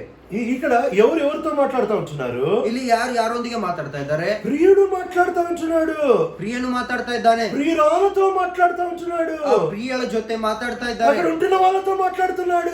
ಇರುವಂತವರ ಜೊತೆ ಮಾತಾಡ್ತಾ ಇದ್ದಾರೆ. ప్రభు నేరుగా పట్టుకోవచ్చు, ಕರ್ತನು ನೇರವಾಗಿ ಹಿಡ್ಕೊಳ್ಬಹುದು. ప్రభు ఆశ, ప్రభు కోరిక ఏంటంటే, ಆದ್ರೆ ಕರ್ತನ ಆಶೆ, ಕರ್ತನ ಕೋರಿಕೆ ಏನಂದ್ರೆ మనతో కలిసి పనిచేయాలనుకుంటున్నాడు. ನಮ್ಮ ಜೊತೆ ಕಲಿತು ಕೆಲಸ ಮಾಡ್ಬೇಕಂತ ಇದ್ದಾರೆ. దేవుడికి మనిషి అవసరం లేదు. ದೇವರಿಗೆ ಮನುಷ್ಯನ ಅವಸರತೆ ಇಲ್ಲ. దేవుడికి భూమి అవసరం లేదు. ದೇವರಿಗೆ ಭೂಮಿ ಅವಸರತೆ ಇಲ್ಲ. దేవుడికి దేవదూతలు అవసరం లేదు. ದೇವರಿಗೆ ದೇವದೂತರು ಅವಸರತೆ ಇಲ್ಲ. ఆయన స్వయం జీవి, ఆయన సరిపోతాడు. ಆತನು ಸ್ವಯಂ ಜೀವಿ, ಆತನಿಗೆ ಸರಿ ಹೋಗುವಂತನಾಗಿದ್ದಾನೆ. ఆయనకి ఎవరు అవసరం లేదు. ಆತನಿಗೆ ಯಾರ ಅವಸರತೆ ಇಲ್ಲ. అయితే ఆయన కృప మహదైశ్వర్యం ఏంటంటే, ಆದ್ರೆ ಆತನ ಕೃಪದ ಮಹದೈಶ್ವರ್ಯ ಏನಂದ್ರೆ, ఆయన ఔదార్యము, ఆయన మంచితనము, ఆయన దయాళుత్వం ఏంటంటే, ಆತನ ಒಳ್ಳೆತನ, ಆತನ ದಯಾಳುತನ ಏನಂದ್ರೆ మన ద్వారా పనిచేయాలని ఇష్టపడతాడు. ನಮ್ಮ ಮುಖಾಂತರ ಕೆಲಸ ಮಾಡ್ಲಿಕ್ಕೆ ಇಷ್ಟಪಡ್ತಾ ಇದ್ದಾರೆ. మనలో నుండి పనిచేయాలని ఇష్టపడతాడు. ನಮ್ಮ ಒಳಗಡೆ ಇದ್ದು ಕೆಲಸ ಮಾಡ್ಬೇಕಂಬುದಾಗಿ ಇಷ್ಟಪಡ್ತಾ ఆయన ಇದ್ದಾರೆ. పనిలో పాలు, ఆయన పనిలో ధన్యత, ఆయన పనిలో జీతం మనకి ఇవ్వాలనుకుంటాడు. ಆತನ ಕೆಲಸಗಳಲ್ಲಿ ಪಾಲು, ಆತನ ಕೆಲಸಗಳಲ್ಲಿ ನಮಗೆ ಸಂಬಳ ಕೊಡೋದಕ್ಕಾಗಿ ಇಷ್ಟಪಡ್ತಾ ಇದ್ದಾರೆ. మనతో కలిసి ఆనందించాలనుకుంటాడు. ನಮ್ಮೊಂದಿಗೆ ಸೇರಿ ಆನಂದಿಸಬೇಕಂತ ಇದ್ದಾರೆ. అందుకనే ఈ యొక్క ప్రియుడు ప్రియురాల మధ్యలో ఈ గుంట నక్కలు వస్తా ఉంటున్నాయి. ಅದಕ್ಕಾಗಿ ಈ ಪ್ರಿಯ ಮಧ್ಯದಲ್ಲಿ ಈ ಒಂದು ನರಿಗಳು ಬರ್ತಾ ಇವೆ. అందుకనండి ఈ యొక్క గుంటలో నక్కలను, అంటే గుంట లోపలుండే చిన్న చిన్న నక్కల్ని పట్టుకోండి అని అంటున్నాడు. ಅದಕ್ಕಾಗಿ ಆ ಒಂದು ಆಳವಾದಂತ ಸ್ಥಳಗಳಿರುವಂತ ಆ ನರಿಗಳನ್ನು, ಚಿಕ್ಕ ಚಿಕ್ಕ ನರಿಗಳನ್ನು ಹಿಡ್ಕೊಳ್ರಿ ಎಂಬುದಾಗಿ ಹೇಳ್ತಾ ಇದ್ದಾನೆ. ఎక్కడైతే ద్రాక్ష తోట పూత పూసి ఫలింపుకి సిద్ధంగా ఉంటావు అక్కడికి వచ్చేసేవి. ಎಲ್ಲಿ ಆ ದ್ರಾಕ್ಷರಸಗಳು ಹೂ ಬಿಟ್ಟು ಫಲಿಸ್ತಾವೋ ಅಲ್ಲಿ ಇವು ಬಂದಿದೆ. అక్కడికి వెంటనే దాన్ని పట్టుకో. ಅಲ್ಲಿ ಹೋಗಿ ಇವುಗಳಿಗೆ ತಕ್ಷಣ ಹಿಡಿಯಿರಿ. కుటుంబ జీవితాల్లో శత్రువు తిరుగుతా ఉంటున్నాడు. ಕುಟುಂಬದ ಜೀವಿತಗಳಲ್ಲಿ ಶತ್ರುವು ತಿರುಗ್ತಾ ಇದ್ದಾನೆ. నువ్వు అనవసరంగా చూసే టీవీ ఛానల్ ద్వారా తిరుగుతా ఉంటున్నాడు. ನೀನು ಅನವಸರವಾಗಿ ನೋಡ್ತಿರುವಂತ ಟಿವಿ ಚಾನೆಲ್ ಮುಖಾಂತರ ಬರ್ತಾ ಇದ್ದಾನೆ. నువ్వు అనవసరంగా మాట్లాడే వేరే వేరే ముచ్చట్లు కూడా వాడు లోపలికి వస్తున్నాడు. ನೀನು ಅನವಸರವಾಗಿ ಬೇರೆ ಬೇರೆ ವ್ಯರ್ಥವಂತ ಮಾತುಗಳು ಆಡೋ ಕಾರಣ ಆತನ ಕುಟುಂಬದ ಒಳಗಡೆ ಬರ್ತಾ ಇದ್ದಾನೆ. బైబిల్ చెప్తా ఉన్న ఒక చాలా భయంకరమైన మాట ఏంటంటే, ಬೈಬಲ್ ಹೇಳ್ತಿರುವಂತ ಬಹಳ ಭయంಕರವಂತ ಮಾತೇನಂದ್ರೆ, ఎఫెసీయులకి రాస్తా వచ్చిన పత్రికలో, ఎఫెసీయులకి బರೆದ పత్రిಕೆಯಲ್ಲಿ ఎప్పుడైతే క్రియాపూర్వకమైన క్రైస్తవ జీవితం ఎట్లుండాలి అని ప్రభు మాట్లాడుతా ఉంటున్నాడు, ಯಾವಾಗಾದ್ರೆ ಕ್ರಿಯಾಪೂರ್ವಕವಾದಂತ ಕ್ರೈಸ್ತ ಜೀವಿತ ಯಾವ ರೀತಿ ಇರಬೇಕೆಂಬುದಾಗಿ ಕರ್ತನು ಮಾತಾಡ್ತಾ ಇದ್ರು. ఆ సమయంలో 4వ అధ్యాయంలో, ಆ ಸಮಯದಲ್ಲಿ 4ನೇ ಅಧ್ಯಾಯದಲ್ಲಿ 26-27 వచనాలు, 26-27 ವಚನಗಳು. In your anger do not sin, do not let the sun go down while you are still angry, and do not give the devil a foothold. ಎಫೆಸದವರಿಗೆ ಬರೆದ ಪತ್ರಿಕೆ 4ನೇ ಅಧ್ಯಾಯ 26-27 ವಚನಗಳು. ಕೋಪ ಮಾಡಬೇಕಾದರೂ ಪಾಪ ಮಾಡಬೇಡ್ರಿ, ಸೂರ್ಯನು ಮುಳುಗುವುದಕ್ಕಿಂತ ಮುಂಚೆ ನಿಮ್ಮ ಸಿಟ್ಟು ತೀರಲಿ, సైతానునికి అవకాశం కొడబేడిరి. సైతానికి అవకాశం ఇవ్వద్దని బైబిల్లో రెండు సార్లు కొత్త నిబంధనలు చూస్తా రావచ్చు. సైతానునికి అవకాಶ ಕೊಡಬೇಡ್ರಿ ಎಂಬುದಾಗಿ ಹೊಸ ಒಡಂಬಡಿಕೆಯಲ್ಲಿ 2 ವಿಷಯಗಳನ್ನು ನೋಡಬಹುದು. ఇక్కడ చూస్తా వచ్చినట్లయితే ಇಲ್ಲಿ ನೋಡ್ತಾ ಬಂದಿದೆ. ఒకవేళ కోపపడి ఆ కోపాన్ని సూర్యుడు మునిగే వరకు నువ్వు కనుక అట్లానే పెట్టుకున్నావు అనుకో, ಒಂದು ವೇಳೆ ಕೋಪದಲ್ಲಿದ್ದು ಆ ಕೋಪ ಸೂರ್ಯ ಮುಳುಗೋದಕ್ಕಿಂತ ಮುಂಚೆ ಅದೇ ರೀತಿ ಇಟ್ಟಿದ ಅನ್ಕೋ, సైతాను వెంటనే లోపలికి వస్తాడు. సైతాను తక్షణమే ಒಳಗಡೆ ಬರ್ತಾನೆ. వాడు కాలు పెట్టే స్థలాన్ని నువ్వు సరి చేసుకొని నీ కోపము ఇస్తా ఉంది. ಆತನು ಕಾಲಿಡುವಂತ ಸ್ಥಳವು ನೀನು ಸರಿ ಮಾಡ್ಕೊಂಡು ಆ ಸ್ಥಳವನ್ನು ಕೊಡ್ತಾ ಇದೀಯಾ. నువ్వు సరి చేసుకోవట్లేదు కాబట్టి, ನೀನು ಸರಿ ಮಾಡ್ಕೊಳ್ಳಾರದೆ ಇರುವ ಕಾರಣದಿಂದ, నీ కోపాన్ని అట్లానే పెట్టుకుంటున్నావు కాబట్టి, ನಿನ್ನ ಕೋಪ ಅದೇ ರೀತಿ ಇರುವ ಕಾರಣದಿಂದ వాడు నెమ్మదిగా లోపలికి వచ్చేస్తా ఉంటున్నాడు. ಅವನು ನೆಮ್ಮದಿಯಾಗಿ ಒಳಗಡೆ ಬರ್ತಾ ಇದ್ದಾನೆ. ఎంత జాగ్రత్తగా ఉండాలి, ಎಷ್ಟು ಜಾಗೃತಿ ಆಗಿರ್ಬೇಕು. వాడు లోపలికి వస్తా ఉంటున్నాడు. ಅವನು ಒಳಗಡೆ ಬರ್ತಾ ಇದ್ದಾನೆ. ఏం చేస్తా ఉంటున్నాడు లోపలికి వచ్చి? ಒಳಗಡೆ ಬಂದು ಏನ್ ಮಾಡ್ತಾ ಇದ್ದಾನೆ? ఒక్క ప్రాముఖ్యమైన విషయాన్ని మీ ముందు పెట్టడానికి చేయడానికి పరిశుద్ధాత్మ దేవుడు సహాయం చేయను గాక.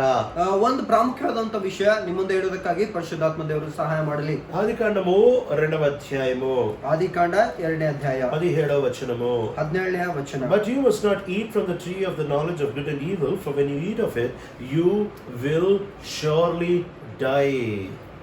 ಆದಿಕಾಂಡ 2ನೇ ಅಧ್ಯಾಯ 17ನೇ ವಚನ. ಒಳ್ಳೆದರ ಕೆಟ್ಟದರ ಅರುವನ್ನು ಹುಟ್ಟಿಸುವ ಮರದ ಹಣ್ಣನ್ನು ಮಾತ್ರ ತಿನ್ನಬಾರದು, ತಿಂದ ದಿನ ಸತ್ತೇ ಹೋಗುವಿ ಎಂದು ವಿಧಿಸಿದನು. తిన్న దినమున మీరు నిశ్చయంగా చచ్చెదరు. ತಿಂದ ದಿನ ನೀವು ಖಚಿತವಾಗಿ ಸಾಯುವಿರಿ. ఇది ఆప్షన్ కాదు. మీరు చావొచ్చేమో, దాదాపుగా సస్తారు, మీకు ఒకవేళ వ్యాక్సిన్ దొరకకపోతే సస్తారని చెప్పట్లే. ಇದು ಒಂದು ಆಪ್ಷನ್ ಇಲ್ಲ. ನೀವು ಸಾಯ್ತೀರೇನೋ, ಸಾಯ್ಬಹುದೇನೋ, ಇಲ್ಲದಿದ್ರೆ ವ್ಯಾಕ್ಸಿನೇಷನ್ ಸಿಗೋದಿದ್ರ ನೀವು ಸಾಯ್ಬಹುದೇನೋ ಅಂದಾಗಿ ಹೇಳ್ತಾ ಇಲ್ಲ. మీరు ఖచ్చితంగా సస్తారు. ಖಚಿತವಾಗಿ ಸತ್ತೇ ಹೋಗಿ. ఏం చేయి నువ్వు చచ్చిపోతావు. ನೀವು ಏನೋ ಮಾಡ್ರಿ, ಎಷ್ಟೇ ಕಷ್ಟಪಡ್ರಿ, ನೀವು ಸತ್ತೇ ಹೋಗ್ತೀರಿ. ఏం చేస్తే చచ్చిపోతారు? ಏನ್ ಮಾಡಿದ್ರೆ ಸತ್ತು ಹೋಗ್ತೀರಿ? మంచి చెడ్డల తెలివి నిచ్చు వృక్ష ఫలం తింటే చచ్చిపోతావు. ಒಳ್ಳೆಯದರ ಕೆಟ್ಟದರ ಅರುವನ್ನು ಹುಟ್ಟಿಸುವ ಆ ಫಲದ ಹಣ್ಣನ್ನು ತಿಂದ್ರೆ ನೀವು ಸತ್ತು ಹೋಗ್ತೀರಾ. సైతాన్ వచ్చి అదే తిను అంటున్నాడు. ಸೈತಾನನು ಬಂದು ಅದೇ ತಿನ್ನು ಎಂಬುದಾಗಿ ಹೇಳ್ತಾ ಇದ್ದಾನೆ. అంటే ఇంకో మాటలో, ಅಂದ್ರೆ ಇನ್ನೊಂದು ಮಾತಿನಲ್ಲಿ, అప్పటి వరకు ఇది మంచిది ఇది చెడ్డది అని వారికి తెలియదు. ಅಲ್ಲಿವರೆಗೆ ಇದು ಒಳ್ಳೆಯದು ಇದು ಕೆಟ್ಟದು ಎಂಬುದಾಗಿ ಅವ್ರಿಗೆ ಗೊತ್ತಿಲ್ಲ. ఎప్పుడైతే ఆ ఫలం తిన్నారో, ಯಾವಾಗಾದ್ರೂ ಈ ಫಲ ತಿಂದಿದ್ದಾರೋ, ఆ రోజు నుంచి ఈ రోజు వరకు ప్రతి మనిషిలో పనిచేసే సిద్ధాంతం ఇదే. ಯಾವಾಗಾದ್ರೂ ತಿಂದ್ರು ಅಲ್ಲಿಂದ ಇಲ್ಲಿಯವರೆಗೆ ಕೆಲಸ ಮಾಡ್ತಿರುವಂತ ಆ ಒಂದು ಸಿದ್ಧಾಂತ ಇದೆ. ఏంటి తెలుసా? ಏನ್ ಗೊತ್ತಾ? This is right, this is wrong, I will do what seems right to me. ఇది సరి అనేది, ఇది మంచిది కాదు. ఏది మంచిదో నేను చేస్తా. ಇದು ಸರಿ, ಇದು ತಪ್ಪು, ನನಗೇನ್ ಸರಿ ಅನ್ಸೋ ನಾನು ಅದು ಸರಿ ಅದು ಮಾಡ್ತೇನೆ. ఆ రోజు నుంచి మన అండర్స్టాండింగ్ అంతా రెండు విషయాలు. ఏది సరి అయింది, what is right, what is wrong, what is good, what is bad. ఇదే ఆలోచన. ఏది మంచిది, ఏది చెడ్డది, ఏది కీడు, ఏది మేలు. ಅವಾಗ್ಲಿಂದ ನಮ್ಮ ಆಲೋಚನೆ ಎಲ್ಲ ಯಾವ್ದು ಒಳ್ಳೇದು ಯಾವ್ದು ಕೆಟ್ಟದ್ದು, ಯಾವ್ದು ಚೆನ್ನಾಗಿರ್ತದೆ ಯಾವ್ದು ಚೆನ್ನಾಗಿರೋಲ್ಲ, ಇದೇ ನಮ್ಮ ಆಲೋಚನೆ ಆಗಿದೆ. అయితే దేవుడు మళ్ళీ దీనికోసం తయారు చేయలేదు. ಆದ್ರೆ ದೇವರು ನಮಗೆ ಇದಕ್ಕಾಗಿ ತಯಾರು ಮಾಡಲಿಲ್ಲ. ఈ రోజు ప్రతి మానవుడు విషాదం ఏంటంటే, చాలా మంది విశ్వాసులు కూడా రైట్ రాంగ్ మంచి చెడ్డ మధ్యలో బతుకుతున్నారు. ಈ ಒಂದು ಭಯಂಕರವಂತ ಒಂದು ತಿಳುವಳಿಕೆ ಏನಂದ್ರೆ ಎಲ್ಲಾ ವಿಶ್ವಾಸಿಗಳು ಕೂಡ ಇದು ತಪ್ಪು ಸರಿ ಅನ್ನೋದ್ರಲ್ಲಿ ಬದುಕ್ತಾ ಇದ್ದಾರೆ. We are not called to live a life of right and wrong. ఒక మంచి చెడ్డల జీవితం జీవించడం మనల్ని తయారు చేయలేదు దేవుడు. అసలు ನಾವು ಒಂದು ಒಳ್ಳೆಯದರ ಕೆಟ್ಟದರ ಜೀವಿತಕ್ಕಾಗಿ ದೇವರು ನಮ್ಮನ್ನು ತಯಾರು ಮಾಡಲಿಲ್ಲ. ఎందుకు తయారు చేశాడంటే, ಯಾಕಾಗಿ ತಯಾರು ಮಾಡಿದಾನಂದ್ರೆ, ఆదాము అవ్వలు ఈ ఫలాన్ని తినక మునుపు, ಆದಾಮ್ ಅವರು ಈ ಹಣ್ಣನ್ನು ತಿನ್ನೋದಕ್ಕಿಂತ ಮುಂಚೆ వాళ్ళ డిసైడింగ్ ఫ్యాక్టర్ ఏంటంటే రైట్ రాంగ్ కాదు. వాళ్ళ తీర్మానం తీసుకునే మంచిదా చెడ్డదా దాన్ని బట్టి కాదు. ತೀರ್ಮಾನ ತೆಗೆದುಕೊಳ್ಳುತ್ತಿರುವಂತದ್ದು ಒಳ್ಳೆದು ಕೆಟ್ಟದು ಅನ್ನೋದಲ್ಲ. ఇది దేవునికి ఇష్టమా కాదా, the pleasure of God was the deciding factor. ఇది దేవునికి ఇష్టమా కాదా దాన్ని బట్టి తీర్మానం తీసుకునే వాళ్ళు. ಇದು ದೇವರಿಗೆ ಇಷ್ಟನಾ ಇಲ್ಲ ಅನ್ನೋದ್ರ ಮೇಲೆ ಅವರು ತೀರ್ಮಾನ ತೆಗೆದುಕೊಳ್ಳುವಂತವರು. మనిషి లేచినప్పటి నుంచి పడుకునే వరకు చేసే ప్రతి చిన్న పెద్ద పనిలో తెలుసో తెలియకుండానో మంచిదా చెడ్డదా ఆలోచించి చేస్తాడు. ಮನುಷ್ಯನು ಎದ್ದಕ್ಕಿಂತ ಮಲ್ಕೊಳ್ಳೋದು ಹೊಟ್ಟಿಗೂ ಯಾವ್ದು ಒಳ್ಳೇದು ಯಾವ್ದು ಕೆಟ್ಟದು ಮನುಷ್ಯನು ಇದು ಆಲೋಚನೆ ಮಾಡ್ತಾ ಇರ್ತಾನೆ. ప్రత్యక్షంగా ఆలోచిస్తాడు, పరోక్షంగా ఆలోచిస్తాడు, తెలిసి ఆలోచిస్తాడు, తెలియకుండా ఆలోచిస్తాడు. ప్రత్యక్షವಾಗಿ ಆಲೋಚಿಸ್ತಾನೆ, ಪರೋಕ್ಷವಾಗಿ ಆಲೋಚಿಸ್ತಾನೆ, ತಿಳಿದು ಮಾಡ್ತಾನೆ, ತಿಳಿಯದು ಮಾಡ್ತಾ ಇದ್ದಾನೆ. ఇది మంచిదా చెడ్డదా, రైట్ రాంగ్ మంచిదా చెడ్డదా, ఇదే ఆలోచన. ಇದು ಒಳ್ಳೇదా ಕೆಟ್ಟದ ಇದೇ ಆಲೋಚನೆ. ఇక్కడే మనం నష్టపోతున్నాం. ಇಲ್ಲಿಯೇ ನಾವು ನಷ್ಟ ಹೋಗ್ತಾ ಇದ್ದೇವೆ. క్రైస్తవుడు మంచి చెడ్డ ఆలోచించడానికి రక్షించబడలేదు. ಒಬ್ಬ ಕ್ರೈಸ್ತನು ಒಳ್ಳೆಯದು ಕೆಟ್ಟದು ಅನ್ನೋಂಥದ್ದು ವಿಷಯದಲ್ಲಿ ಆಲೋಚನೆ ಮಾಡೋದಕ್ಕಾಗಿ ರಕ್ಷಿಸಲ್ಪಡಲಿಲ್ಲ. భూమి మీద మంచి చెడ్డ బతికే ప్రతి ఒక్కడు నిశ్చయంగా చచ్చిపోతాడు. ఇది బైబిల్ చెప్తున్న మాట. ಈ ಭೂಮಿ ಮೇಲೆ ಒಳ್ಳೆಯದು ಕೆಟ್ಟದನ್ನು ಹಿಡ್ಕೊಂಡು ಬದುಕ್ತಿರುವಂತನು ಖಚಿತವಾಗಿ ಸತ್ತೇ ಹೋಗುವನು. ಯಾಕಂದ್ರೆ ಇದು ಬೈಬಲ್ ಹೇಳ್ತಿರುವಂತ ಮಾತು. యేసు ప్రభువు మంచి చెడ్డలు బట్టి బ్రతకలే. ಯೇಸು ಕರ್ತ ದೇವರು ಒಳ್ಳೆಯದು ಕೆಟ್ಟದರ ವಿಷಯದಲ್ಲಿ ಬದುಕಲಿಲ್ಲ. ఒకడు వచ్చి కుడి చెంపలు కొట్టాడు, ಒಬ್ಬನು ಬಂದು ಎಡಗಲ್ಲದ ಮೇಲೆ ಹೊಡೆದಿದ್ದಾನೆ. నువ్వు వాడిని కుడి చెంప మీద కొట్టావు. ನೀನು ಹೋಗಿ ಅವನಿಗೆ ಎಡಗಲ್ಲದ ಮೇಲೆ ಹೊಡೆದಿಯ. ఎందుకు కొట్టావు? ಯಾಕೆ ಹೊಡೆದಿಯా? ఇప్పుడు నువ్వు అంటావు, ಇವಾಗ ನೀನ್ ಹೇಳ್ತೀಯಾ, వాడు ఫస్ట్ నన్ను కొట్టాడు, నేను వాడిని కొట్టడం రైట్ కాదా అని అంటాం. ನಾನು ಫಸ್ಟ್ ಅವ್ನು ನನಗೆ ಹೊಡೆದನು, ಆದ್ಮೇಲೆ ನಾನು ಅವ್ನಿಗೆ ಹೊಡೆಯೋದು ಸರಿ ಅಲ್ವಾ? కరెక్టే కదా నేను చేసింది, ನಾನು ಮಾಡಿದ್ದು ಸರಿ ಅಲ್ವಾ? రైట్ రాంగ్ కాన్సెప్ట్ లో ఇది కరెక్టేనేమో, ಇದು ರೈಟ್ ಸರಿ ತಪ್ಪು ಅನ್ನೋಂತ ಕಾನ್ಸೆಪ್ಟ್ ಅಲ್ಲಿ ಇದು ಕರೆಕ್ಟ್ ಏನೋ, కానీ యేసు ప్రభుకి అది కాదు. ಆದ್ರೆ ಯೇಸು ಕರ್ತದೇವರಿಗೆ ಅದು ಅಲ್ಲ. యేసు ప్రభు అంటాడు కుడి చెప్ప కొడితే ఎడమ చెప్పు మీద కొట్టించుకో. ಯೇಸು ಕರ್ತದೇವರು ಹೇಳ್ತಾ ಇದಾರೆ ಎಡಗೆನ್ನೆ ಮೇಲೆ ಹೊಡೆದ್ರೆ ಬಲ್ಲಗೆನ್ನೆ ಕೂಡ ತೋರ್ಸೋ ಎಂಬುದಾಗಿ ಹೇಳ್ತಾ ಇದಾರೆ. ఎందుకు కొట్టించుకోవాలి? ಯಾಕೆ ಹೊಡ್ಸ್ಕೊಳ್ಬೇಕು? ఇది నీ తండ్రికి నచ్చేది, నచ్చుతుంది కాబట్టి కొట్టించుకో. ಇದು ಯಾಕಂದ್ರೆ ನಿನ್ ತಂದೆ ದೇವರಿಗೆ ಮೆಚ್ಚುಗೆ ಆಗದ ಕಾರಣದಿಂದ ನೀನು ಹೊಡ್ಸ್ಕೋ. ఒక వ్యక్తి నీ పై వస్త్రాన్ని తీసుకుంటే నీ లోపల వస్త్రం కూడా ఇచ్చేసాయి. ಒಬ್ಬ ವ್ಯಕ್ತಿ ನಿನ್ನ ಮೇಲಿನ ಅಂಗಿಯನ್ನು ತೆಗೆದುಕೊಂಡ್ರೆ ನೀನು ಒಳಗಂಗಿಯನ್ನು ಕೂಡ ಕೊಟ್ಬಿಡು. ఇది రైట్ రాంగ్ కాన్సెప్ట్ లో ఈ తప్పు సరి అనే సిద్ధాంతంతో ఇది అర్థం కాదు. ಇದು ಸರಿ ತಪ್ಪು ಅನ್ನೋ ಸಿದ್ಧಾಂತದಿಂದ ಅರ್ಥ ಆಗುವಂತದಲ್ಲ. విశ్వాసులు నష్టపోతున్నారు ఇక్కడే. ವಿಶ್ವಾಸಿಗಳು ಇಲ್ಲೇ ನಷ್ಟ ಹೋಗ್ತಾ ಇದ್ದಾರೆ. క్రైస్తవ ప్రపంచం నష్టపోతుంది ఇక్కడే. ಕ್ರೈಸ್ತಿಯ ಪ್ರಪಂಚವು ಇಲ್ಲೇ ನಷ್ಟ ಹೋಗ್ತಾ ಇದೆ. బయట ప్రపంచం మంచా చెడ్డ ఆలోచించాలి. ಹೊರಗಿರುವಂತ ಪ್ರಪಂಚ ಒಳ್ಳೆದ ಕೆಟ್ಟದನ್ನಂತದ್ದು ಆಲೋಚನೆ ಮಾಡಬೇಕು. మనం ఆలోచించాలి దేవుడికి నచ్చుతుందా లేదా. ಆದ್ರೆ ನಾವು ಆಲೋಚಿಸುವಂತದ್ದು ದೇವರಿಗೆ ಇದನ್ನ ಮೆಚ್ಚುಗೆ ಆಗ್ತದಾ ಇಲ್ವಾ. అది తప్పని ప్రపంచం అనని గాక, ಅದು ತಪ್ಪೆಂಬುದಾಗಿ ಪ್ರಪಂಚ ಹೇಳಲಿ. నా దేవునికి నచ్చితే నేను చేస్తాను. ನನ್ನ ದೇವರಿಗೆ ಮೆಚ್ಚುಗೆ ಆದ್ರೆ ನಾನು ಮಾಡ್ತೇನೆ. భార్యాభర్తలుగా ప్రాముఖ్యంగా కుటుంబాల్లో ఈ విషయాన్ని నేర్చుకుంటే బాగుండు. ಪ್ರಾಮುಖ್ಯವಾಗಿ ಕುಟುಂಬದಲ್ಲಿ ಗಂಡ ಹೆಂಡತಿಯ ಕುಟುಂಬದಲ್ಲಿ ಇದು ಕಲ್ತ್ಕೊಂಡ್ರೆ ಎಷ್ಟು ಚೆನ್ನಾಗಿರ್ತದೆ. ఆదాము హవ్వలు ఎప్పుడైతే తిన్నారో, ఆదాం హవ్వ ಅವರು ಯಾವಾಗ ತಿಂದ್ರು, ఆ రోజు నుంచి రైట్ రాంగ్ ఫిలాసఫీ స్టార్ట్ అయిపోయింది. ఆ రోజు నుంచి మంచి చెడ్డ అనే సిద్ధాంతం ఆరంభమైంది. ಆ ದಿನದಿಂದ ಒಳ್ಳೆಯದು ಕೆಟ್ಟದ್ದು ಅನ್ನೋ ಸಿದ್ಧಾಂತವು ಆರಂಭವಾಗಿದೆ. భార్యాభర్తల గొడవల్లో ఎప్పుడైనా కూర్చుంటే ఏం వినిపిస్తుంది తెలుసా? ಗಂಡ ಹೆಂಡತಿಯ ಜಗಳದಲ್ಲಿ ಕೂತ್ಕೊಂಡ್ರೆ ಏನ್ ಅನ್ಸುತ್ತೆ ಗೊತ್ತಾ? పంచాయతీలో ఏం వినిపిస్తుంది తెలుసా? పంచాయతీలో ನಾವು ಏನ್ ಕೇಳಿಸ್ಕೊತೇವೆ ಗೊತ್ತಾ? భార్య అంటది, ఇదిగో ఈయన ఇట్లా చేశాడు అందుకే నేను ఇట్లా చేశా, నేను చేసింది ఏం తప్పు, రైటే కదా. ಹೆಂಡತಿ ಹೇಳ್ತಾಳೆ, ನಾನು ಅದನ್ನ ಈ ರೀತಿ ಮಾಡಿದ್ರು, ನಾನು ಈ ರೀತಿ ಮಾಡಿದೆ, ನಾನು ಮಾಡಿದ್ದು ಸರಿ ಅಲ್ವಾ? ఇప్పుడు భర్త ఏమంటాడంటే, ఈమె ఇట్లా మాట్లాడింది అందుకని నేను కొట్టాను, నేను చేసింది కరెక్ట్ కాదా? ఈ ಗಂಡ ಹೇಳ್ತಾನೆ, ಈಕೆ ಈ ರೀತಿಯಾಗಿ ಮಾತಾಡಿದ್ರು, ನಾನು ಹೊಡೆದು ಸರಿ ಅಲ್ವಾ? అంటే ఇంకో మాటలో ఈమె రైట్ అని, ఈమెకి ఏం రైట్ అనిపించింది ఈమె చేసింది, ఆయనకి ఏం రైట్ అనిపించింది ఆయన చేశాడు. ಇವಳಿಗೆ ಏನ್ ಸರಿಯಾಗಿ ಕಾಣಿಸ್ತಾ ಅವಳು ಮಾಡಿದ್ರು, ಅವನಿಗೇನ್ ಸರಿಯಾಗಿ ಕಾಣಿಸ್ತಾ ಅವ್ನು ಮಾಡಿದ್ರು. అట్లా ఎవడు స్టోరీ వింటే వాడి యాంగిల్ నుంచి అది కరెక్టే ఉంటుంది.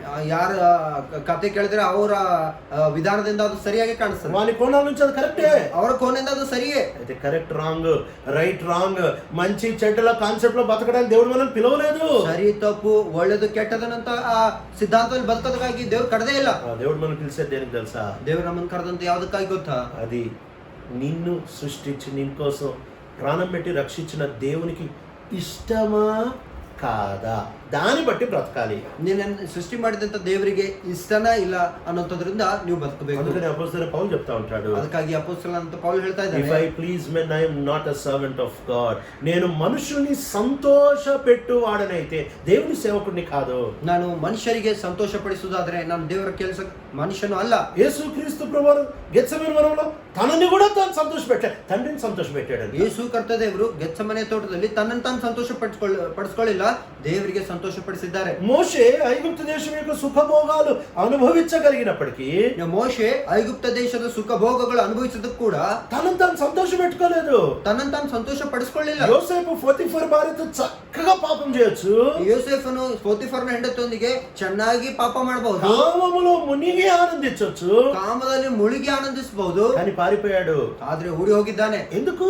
ಯಾಕಾಗಿ? రైట్ రాంగ్ ఫిలాసఫీ కాదు, మంచి చెడ్డల సిద్ధాంతం కాదు, ಒಳ್ಳೆದು ಕೆಟ್ಟದನ್ನಂತ ಸಿದ್ಧಾಂತ ಅಲ್ಲ. యోసేపు అంటున్నాడు, ఇట్టి నా దేవునికి విరోధంగా ఇట్టి దుష్కార్యం నేను ఎట్లా చేయగలను? ನಾನು ದೇವರ ವಿರುದ್ಧವಾಗಿ ಇಂತಹ ಪಾಪವನ್ನು ಹೇಗೆ ಮಾಡಲಿ? How then can I sin such a great wickedness against God? దేవునికి విరోధంగా ఎట్లా చేయగలను? ಇಂತಹ ದೊಡ್ಡ ಪಾಪ ನನ್ನ ದೇವರ ವಿರುದ್ಧ ನಾನು ಹೇಗೆ ಮಾಡಲಿ? ఇది మంచా చెడ్డ అని మాట్లాడట్లేదు. ಅದು ಒಳ್ಳೆದು ಕೆಟ್ಟ ಎಂಬುದಾಗಿ ಅಂತ ಮಾತಾಡ್ತಾ ಇಲ್ಲ. నా దేవునికి నచ్చదు. ನನ್ನ ದೇವರಿಗೆ ಮೆಚ್ಚುಗೆ ఒక ಆಗುವುದಿಲ್ಲ. క్రైస్తవుడు ఈ కాన్సెప్ట్ లో గనుక బతికాడు అనుకో, ಒಬ್ಬ ಕ್ರೈಸ್ತನು ಈ ಸಿದ್ಧಾಂತದಲ್ಲಿ ಬದುಕಿದಾನೆ ಅನ್ಕೋರಿ, అది ప్రపంచానికి రాంగ్ అయినా రైట్ అయినా నేను దాన్ని పట్టించుకోను. ಅದು ಪ್ರಪಂಚಕ್ಕೆ ಸರಿಯಾದ್ರೂ ತಪ್ಪಾದ್ರೂ ಅದನ್ನ ನಾನು ಹಿಡಿಸ್ಕೊಳ್ಳೋದಿಲ್ಲ. నా ప్రభుకి నచ్చితే చాలు. ನನ್ನ ಕರ್ತನಿಗೆ ಮೆಚ್ಚುಗೆ ಆದ್ರೆ ಸಾಕು. యేసు ప్రభువారు యెషయా గ్రంథం 53వ అధ్యాయంలో ఎందుకు నలగొట్టబడ్డాడు తెలుసా? ಯೇಸು ಕರ್ತದೇವರು ಯೆಶಾಯ 53ನೇ ಅಧ್ಯಾಯದಲ್ಲಿ ಯಾಕಾಗಿ ಆತನು ಕ್ಷೀಣಿಸಲ್ಪಟ್ಟನ್ ಗೊತ್ತಾ? ఎందుకు నలగొట్టబడతా వచ్చాడు? జడ్జలు పడతాడు. ಯಾಕಾಗಿ ಆತನು ಜಜ್ಜಲ್ಪಡ್ತಾನ್ ಗೊತ್ತಾ? యెషయా గ్రంథము 53వ అధ్యాయానికి వద్దాము. ಯೆಶಾಯನ ಬರೆದ ಪ್ರವಾದನೆ ಗ್ರಂಥ 53ನೇ ಅಧ್ಯಾಯಕ್ಕೆ ಬರೋಣ. యెషయా గ్రంథము 53వ అధ్యాయము, ಯೆಶಾಯ ಬರೆದ ಪ್ರವಾದನೆ ಗ್ರಂಥ 53ನೇ ಅಧ್ಯಾಯ 10వ వచనము. 10ನೇ ವಚನ. Yet it was the Lord's will to crush him and cause him to suffer. ಅವನನ್ನು ಜಜ್ಜುವುದು ಯೆಹೋವನ ಸಂಕಲ್ಪವಾಗಿತ್ತು. ಆತನು ಅವನನ್ನು ವ್ಯಾಧಿಯಿಂದ ಬಾಧಿಸಿ ಹೀಗೆಂದುಕೊಂಡನು. అతన్ని నలగొట్టుటకు యెహోవాకి ఇష్టమవుతా వచ్చింది. ಆತನನ್ನು ಜಜ್ಜುವುದು ಯೆಹೋವನಿಗೆ ಇಷ್ಟವಾಗಿತ್ತು. ఎందుకు నలగొట్టబడ్డాడు తెలుసా? ಯಾಕಾಗಿ ಜಜ್ಜಲ್ಪಟ್ಟನು ಗೊತ್ತಾ? నా తండ్రికి ఇష్టం అంటే నలగొట్టండి. ನನ್ನ ತಂದೆಗೆ ಇಷ್ಟವಾದ್ರೆ ನೀವು ಜಜ್ರಿ. ఈనాడు ఇలా బ్రతుకుతే, ಈ ದಿನ ನಾವು ಈ ರೀತಿಯಾಗಿ ಬದುಕಿದ್ರೆ ఇదే వచనం ఏం చెప్తుంది తెలుసా? ಇದೇ ವಚನ ಏನ್ ಹೇಳ್ತದ ಗೊತ್ತಾ? మీరు నిశ్చయంగా బ్రతికెదరు. ನೀವು ನಿಶ್ಚಯವಾಗಿ ಬದುಕುವಿರಿ. రాంగ్ రైట్, మంచిది చెడ్డది అనే దాంట్లో నుంచి బయటకు వచ్చేస్తే, సరి తప్పు ಅನ್ನೋಂತ ಆ ಸಿದ್ಧಾಂತ ನೀವು ಹೊರಗಡೆ ಬಂದ್ರೆ నువ్వు బ్రతుకుతావు. ನೀನು ಬದುಕ್ತೀಯಾ? ఆ రోజు నీవు నిశ్చయంగా చచ్చెదవు అని దేవుడు ఎప్పుడైతే చెప్పాడో, ಆ ದಿನ ನೀನ್ ನಿಶ್ಚಯವಾಗಿ ಸತ್ಯ ಹೋಗುವಿ ಎಂಬುದಾಗಿ ದೇವ್ರು ಯಾವಾಗ ಹೇಳಿದ್ರು? మరణం అంటే ఏంటి తెలుసా? ಮರಣ ಅಂದ್ರೆ ಏನ್ ಗೊತ್ತಾ? చావంటే ఏంటి తెలుసా? ಸಾವಂದ್ರೆ ಏನ್ ಗೊತ್ತಾ? దూరం అయిపోవడం, ಬೇರೆ ಆಗುವಂಥದ್ದು. Separation, alienation, permanent separation is called death. శాశ్వత కాలానికి వేరైపోవడం, ఇదే మరణం అంటే. ಶಾಶ್ವತ ಕಾಲಕ್ಕೆ ಬೇರೆ ಆಗುವಂಥದ್ದು ಇದೇ ಮರಣ ಅಂದ್ರೆ. ఆ రోజు ఆదాము 3 రకాల మరణానికి పాలైపోతా వచ్చాడు. ಆ ದಿನ ಆದಾಮನು 3 ವಿಧವಾದಂತ ಮರಣಕ್ಕೆ ಪಾಲಾಗ್ತಾ ಬಂದನು. ఫస్ట్ రిలేషనల్ డెత్, అంటే భర్తకి భార్యకి మధ్యలో ఉంటున్న సంబంధానికి ఆదాము చచ్చిపోయాడు. ಅಂದ್ರೆ ಸಂಬಂಧದ ಒಂದು ಮರಣ, ಆ ಗಂಡ ಹೆಂಡತಿಗಿರುವಂತ ಆ ಸಂಬಂಧದಿಂದ ಆತನು ಮರಣ ಹೊಂದಿದನು. ఆ రోజు ఆ భార్యాభర్తలు వాళ్ళ ఆ మొదటి ప్రేమ, ఆ మొదటి ఐక్యతకి చచ్చిపోయారు. అంటే ఇక ఎప్పటికి రానంత దూరం వెళ్ళిపోయారు. ಆ ದಿನ ಗಂಡ ಹೆಂಡತಿಗಿರುವಂತ ಮೊದಲನೇ ಪ್ರೀತಿ ಅದರಿಂದ ಸತ್ತೋಗಿದ್ರು. ಅದು ಯಾವಾಗ್ಲೂ ಸೇರಲಾರದಿರುವಂತ ಮರಣ ಅವರು ಹೊಂದಿದ್ರು. అట్లాంటి ఐక్యత రాదు. ಅಂತ ಒಂದು ಐಕ್ಯತೆ ಬರುವುದಿಲ್ಲ. యేసు ప్రభు వారు తెస్తే తప్ప రాడు. ಯೇಸು ಕರ್ತದೇವರು ತರದೆ ಹೊರತು ಬರುವುದಿಲ್ಲ. ఎట్లాంటి మరణము? ಎಂತ ಮರಣ? అప్పటి వరకు వాళ్ళిద్దరు ఒకటే. ಅಲ್ಲಿಯವರೆಗೂ ಅವರಿಬ್ಬರು ಒಂದೇ. వాళ్ళిద్దరి పేర్లు ఒకటే. ఆదాం పేరు ఆదామే, అవ్వ పేరు కూడా ఆదామే. ಅವರಿಬ್ಬರ ಹೆಸರು ಒಂದೇ. ಆದಾಮ್ ಹೆಸರು ಆದಾಮೆ, ಹವ್ವಳ ಹೆಸರು ಕೂಡ ಆದಾಮೆ. అవ్వకి పేరు లేదు, ఆదామే అవ్వ పేరు కూడా. ಅವಳಿಗೆ ಹೆಸರಿಲ್ಲ, ಅವಳಿಗೆ ಕೂಡ ಆದಾಮ್ ಎಂಬುದಾಗಿ ಹೆಸರಿದೆ. అంత దగ్గర ఉన్నారు, ಅಷ್ಟು ಹತ್ತಿರವಾಗಿದ್ದಾರೆ. ఈ రోజు మంచి చెడ్డ అని తిన్నారు కదా, ಯಾವ ದಿನ ಒಳ್ಳೆದು ಕೆಟ್ಟದನ್ನು ತಿಂದರಲ್ಲ, ఆ రోజు నుంచి వాళ్ళ పేర్లు వేరే అయిపోయాయి. ಆ ದಿನದಿಂದ ಅವರ ಹೆಸರುಗಳು ಬೇರೆ ಆಗ್ತಾ ಬಂದವು. ఆ పండు తిన్న తర్వాత ఆదికాండం 3:20 అవ్వ అనే పేరు పెట్టారు. ಆ ಹಣ್ಣು ತಿಂದ ಮೇಲೆ ಆದಿಕಾಂಡ 5:23 ಹವ್ವ ಎಂಬುದಾಗಿ ಹೆಸರಿಟ್ಟರು. 3:20 3:20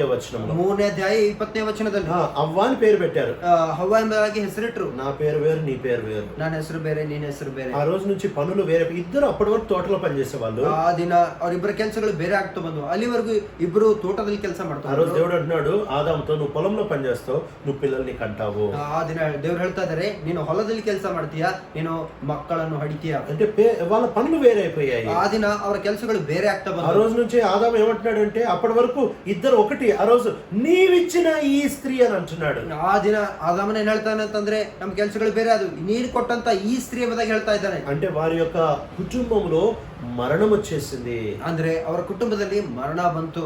రైట్ రాంగ్, నువ్వు ఎప్పుడైనా చూడు నీ కుటుంబంలో రైట్ రాంగ్ అనే కాన్సెప్ట్ ఎప్పుడైతే వస్తుందో నీ కుటుంబంలో మరణం వేరైపోవడం అనేది వస్తుంది. ಯಾವಾಗಾದ್ರೆ ಸರಿ ತಪ್ಪು ಅನ್ನೋಂಥದ್ದು ನಿನ್ನ ಕುಟುಂಬದಲ್ಲಿ ಬರ್ತದೋ ಅವಾಗ ನೀವು ಬೇರೆ ಆಗುವಂಥದ್ದು ಅನ್ನೋದು ಬರ್ತದೆ. అప్పుడు నువ్వు వేరైపోవడం మొదలు పెడతావు. ಅವಾಗ ನೀನು ಬೇರೆ ಆಗುವಂಥದ್ದು ನೀನು ಶುರು ಮಾಡ್ತೀಯ. ఇది మొదటి మరణం. ಇದು ಮೊದಲನೇ ಮರಣ. రెండో మరణము, ಎರಡನೇ ಮರಣ, తోటకి చచ్చిపోయాడు. ತೋಟಕ್ಕೆ ಸತ್ತು ಹೋದನು. ఆ రోజు నుంచి దేవుడు తోట నుంచి బయటకు పంపించేశాడు. ಆ ದಿನ ದೇವರು ಆ ತೋಟದಿಂದ ದೇವರು ಅವರಿಗೆ ಹೊರಗಡೆ ಕಳಿಸಿದ್ರು. పచ్చటి తోట, ಹಚ್ಚ ಹಸಿರಾದಂತಹ ತೋಟ, ఏ పొల్యూషన్ లేని తోట, ಯಾವುದೇ ಆಮ್ಲಜನಕವಿರಲಾರ್ದಂತ ಒಂದು కాలుష్యం, ಕಲುಷಿತವಾದಂತಹ ಅಲ್ಲಿ ಗಾಳಿ ಇಲ್ಲ. ఏ మాత్రము ఈ పెస్టిసైడ్స్, ఇన్సెక్టిసైడ్స్, మందులు లేని తోట, ಯಾವ ಮಾತ್ರಕ್ಕೂ ಮದ್ದುಗಳು ಇರಲಾರದೆ ಇರುವಂತ ತೋಟ, రోగం లేని తోట, ರೋಗ ಇರಲಾರದೆ ಇರುವಂತ ತೋಟ, ఆరోగ్యకరమైన తోట, ಆರೋಗ್ಯಕರವಾದಂತಹ ತೋಟ. దాంట్లో నుంచి బయటకు వెళ్ళిపోయాడు. ಅದರಿಂದ ಹೊರಗಡೆ ಹೋಗ್ತಾ ಬಂದನು. ఎంత కాలం అయితే మనిషి రైట్ రాంగ్ లో బ్రతుకుతాడో సృష్టి మనిషికి విరోధంగా ఉంటది.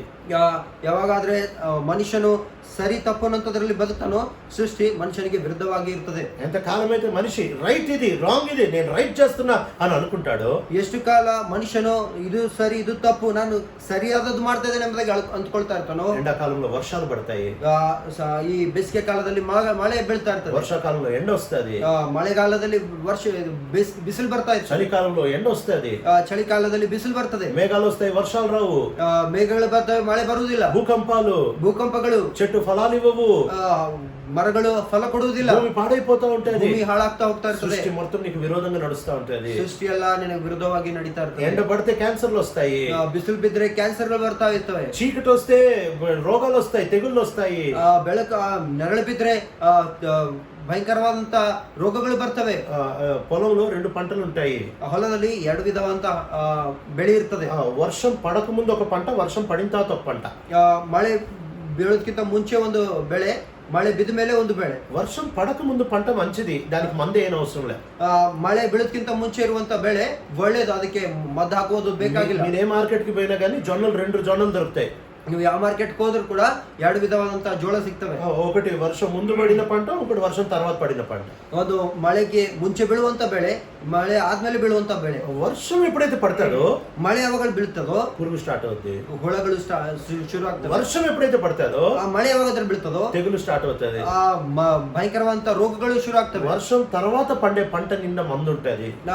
ಮಳೆ ಬಿದ್ದ ಮೇಲೆ ಬೆಳೆಯುವಂತ ಬೆಳೆ ಎಲ್ಲ ಅದ್ರ ಮೇಲೆ ಅದರಲ್ಲೆಲ್ಲ ಒಂದು మద్దు మందు ఉంటది, మద్దిರ್ತದೆ. ఎందుకు? ಯಾಕಾಗಿ వర్షం వస్తే కీడు తెస్తుంది. ಮಳೆ ಬಂದ್ರೆ ಕೀಡು ತರ್ತಾ ಇದೆ. ఎంతకాలం వరకు? ಎಷ್ಟು ಕಾಲದವರೆಗೆ? ఎంతకాలం మనిషి నేను రైట్ రాంగ్ అనే కాన్సెప్ట్ లో బ్రతుకుతాడో, ಎಷ್ಟು ಕಾಲ ಮನುಷ್ಯನು ನಾನು ಸರಿ ನಾನು ತಪ್ಪು ಎಂಬುದಾಗಿ ಬದುಕ್ತಾನೋ, ఎంతకాలం అయితే ఇది దేవునికి ఆనందం అని ఆలోచించడో, ಎಷ್ಟು ಕಾಲ ಇದು ದೇವರಿಗೆ ಆನಂದ ಎಂಬುದಾಗಿ ಬದುಕದಿಲ್ಲೋ, దేవుని ఆనందం కోసం నేను చేస్తానని అనుకోడు, ದೇವರ ಆನಂದಕ್ಕಾಗಿ ನಾನು ಮಾಡ್ತೇನೆ ಎಂಬುದಾಗಿ ಅಂದ್ಕೊಳ್ಳೋದಿಲ್ವೋ, అప్పటి వరకు సృష్టి మానవుడికి విరోధం, సృష్టికి మానవుడికి మధ్యలో మరణం ఉంది. ಅಲ್ಲಿಯವರೆಗೂ ಸೃಷ್ಟಿಗೆ ಮರಣದ ಮಧ್ಯದಲ್ಲಿ, ಮನುಷ್ಯನಿಗೆ ಮಧ್ಯದಲ್ಲಿ ಮರಣ ಇದೆ. మూడో మరణం దేవునికి మరణము. 3ನೇ ಮರಣ ದೇವರಿಗೆ ಮರಣ. We are dead to God. మనం దేవునికి చచ్చిపోయిన వారు. ನಾವು ದೇವರಿಗೆ ಸತ್ತಂತವರು. ఎందుకు తెలుసా? ಯಾಕಾಗಿ ಗೊತ್ತಾ? దేవుని దగ్గరికి వెళ్ళి నేను చేసింది రైటే, ನಾನು ಮಾಡಿರುವಂತದ್ದು ಸರಿನೇ, నేనేం చేసా, ఈమె ఇచ్చింది అందుకని తిన్నా, ನಾನೇನ್ ಮಾಡಿದ್ದೇನೆ ಈಕೆ ಕೊಟ್ಟಿದ್ರು ನಾನು ಅದಕ್ಕೆ ತಿಂದೆ, ಅದೇ ಅಷ್ಟೇ. నేను రైట్ అనుకుంటున్నాడు దేవుడి దగ్గర. ನಾನು ಸರಿ ಇದ್ದೇನೆ ಎಂಬುದಾಗಿ ದೇವರ ಹತ್ರ ಹೇಳ್ಕೊಳ್ಳೋದು. అవ అంటుంది సర్పం ఇచ్చింది, నాదేం తప్పు, నేను రైటే చేశా. ಅವ ಹೇಳ್ತಾ ಇದ್ದಾಳೆ ಸರ್ಪ ಕೊಟ್ಟಿದೆ, ನಾನೇನ್ ಮಾಡಿದೆ, ನಾನು ಕರೆಕ್ಟ್ ಸರಿನೇ ಮಾಡಿದ್ದೀನಿ. దేవుడు అంటున్నాడు మీతో నేను ఉండలేను. ದೇವ್ರು ಹೇಳ್ತಾ ಇದ್ದಾನೆ ನಿಮ್ಮೊಂದಿಗೆ ನಾನು ಇರುವುದಿಲ್ಲ, దూరం అయిపోండి. ನೀವು ದೂರ ಹೋಗ್ರಿ. వాళ్ళకి దేవునికి మధ్యలో మరణం వచ్చేసింది. ಅವರಿಗೆ ದೇವರ ಮಧ್ಯದಲ್ಲಿ ಮರಣ ಬಂದಿದೆ. ఎందుకు తెలుసా? ಯಾಕಾಗಿ ಗೊತ್ತಾ? దేవుని దగ్గర కూడా రైట్ రాంగ్ అని వచ్చారు. ಅವ್ರ ದೇವರ ಹತ್ರ ಕೂಡ ಸರಿ ತಪ್ಪು ಅನ್ನುವಂತ ಆ ಸಿದ್ಧಾಂತ ಬಂದಿದ್ದಾರೆ. ఓ ప్రియమైన సహోదర సహోదరి, ಓ ಪ್ರಿಯವಾದಂತಹ ಸಹೋದರ ಸಹೋದರಿ, ప్రభు నీ దగ్గరికి తన మాట తీసుకొని వస్తున్నాడు. ಕರ್ತನು ನಿಮ್ಮ ಹತ್ರ ತನ್ನ ಮಾತುಗಳನ್ನು ತೆಗೆದುಕೊಂಡು ಬರ್ತಾ ಇದ್ದಾರೆ. ప్రపంచమంతా, క్రైస్తవ ప్రపంచం కూడా దాదాపుగా ఇది మంచిది ఇది చెడ్డది మనమందరం మంచి చేయాలనుకుంటున్నప్పుడు, ಕ್ರೈಸ್ತ ಪ್ರಪಂಚ ಕೂಡ ಇದು ಒಳ್ಳೇದು ಇದು ಕೆಟ್ಟದು ನಾವೆಲ್ಲರೂ ಒಳ್ಳೇದು ಮಾಡ್ಬೇಕೆಂಬುದಾಗಿ ಅನ್ಕೊಳ್ತಿರುವಾಗ, ఒక దొంగని పట్టుకొని ఎందుకు దొంగతనం చేస్తున్నావు? ಒಬ್ಬನು ಕಳ್ಳನ ಹಿಡಿದು ನೀ ಯಾಕಾಗಿ ಕಳ್ಳತನ ಮಾಡ್ತಾ ಇದ್ದೀನಿ? నేనేం తప్పు చేస్తున్నావు? వీడు లంచం తీసుకుంటున్నాడు, వీడి ఇంట్లో నేను దోచుకుంటున్నాను. ನಾನೇನ್ ತಪ್ಪು ಮಾಡ್ತಾ ಇದ್ದೇನೆ? ಇವನು ಲಂಚ ತೆಗೆದುಕೊಳ್ತಾ ಇದ್ದಾನೆ, ಮನೆಯಿಂದ ನಾನು ದೋಚ್ಕೊಳ್ತಾ ಇದ್ದೇನೆ. వీడు అమాయకుల దగ్గర తీసుకుంటున్నాడు, నేను వీడి దగ్గర తీసుకుంటున్నా. ಇವನು ಅಮಾಯಕನ ಹತ್ರ ತೆಗೆದುಕೊಳ್ತಾ ಇದ್ದಾನೆ, ನಾನು ಇವನ ಹತ್ರ ತೆಗೆದುಕೊಳ್ತಾ ಇದ್ದೇನೆ. నరహంతకుడిని పట్టుకొని అరే నువ్వు చేసే తప్పు కదా అంటే, ಆ ನರಹಂತಕನನ್ನು ಹಿಡ್ಕೊಂಡು ನೀನ್ ಮಾಡುವಂತ ತಪ್ಪದನ್ನಾಗಿ ನಾವು ಕೇಳಿದ್ರೆ, వాడు అంటాడు వీడు మాటలతో రెచ్చగొడతాడు, అందుకని నేను కత్తితో రెచ్చిపోయాను. ಇವನು ಮಾತಿನ ಅವನು ಹೇಳ್ತಾನೆ, ಇವನು ಮಾತಿನಿಂದ ನಾನು ಸಿಟ್ಟಿಗೆ ಎಬ್ಬಿಸ್ತಿದ್ದೇನೆ, ನಾನು ಕತ್ತಿಯಿಂದ ಅವನು ಕೊಂದು ಹಾಕ್ತಾ ಇದ್ದೇನೆ. నేనేం తప్పు చేశాను? ನಾನೇನ್ ತಪ್ಪು ಮಾಡಿದ್ದೇನೆ? ఈనాడు ఒకవేళ రైట్ రాంగ్ కాన్సెప్ట్ లేకపోతే కోర్టు ఎందుకు, పోలీసు ఎందుకు, ఈ పంచాయతీలు ఎందుకు, సర్పంచ్లు ఎందుకు? ಈ ದಿನ ಆ ಸರಿ ತಪ್ಪು ಅನ್ನೋಂಥದ್ದು ಇರ್ಲಾರ್ದೆ ಇರೋದಿದ್ರೆ ಪೊಲೀಸರೇ ಯಾಕೆ, ಕೋರ್ಟ್ ಅಲ್ಲಿ ಇರುವಂತ ಜಡ್ಜ್ಗಳೇ ಯಾಕೆ, పంచాయతీ ಯಾಕೆ? అసలు అవసరమే లేదు, అసలు ಬೇಕೇ ಆಗಿಲ್ಲ. మానవుడిని దేవుడు తయారు చేసింది రైట్ రాంగ్ తో బతకడానికి కాదు. నీకు ఆనందమా చెప్పు చేస్తా, నీకు ఆనందం కాదా చెయ్యి. ದೇವರು ಸಿದ್ಧ ಮಾಡಿರೋದು ಯಾಕಾಗಿ ಅಂತಂದ್ರೆ ನಿನಗೆ ಆನಂದವ ಮಾಡ್ತೇನೆ, ನಿನಗೆ ಆನಂದವಿಲ್ವಾ ನಾನು ಮಾಡೋದಿಲ್ಲ. యేసు ప్రభు వారి జీవితంలో ఈ మరణం లేదు. ಯೇಸು ಕರ್ತ ದೇವರ ಜೀವಿತದಲ್ಲಿ ಈ ಮರಣ ಇಲ್ಲ. ఆయన తన ప్రజల కొరకు ఎలాంటి సంబంధం కలిగిన ప్రాణం పెట్టే సంబంధం ఉంది.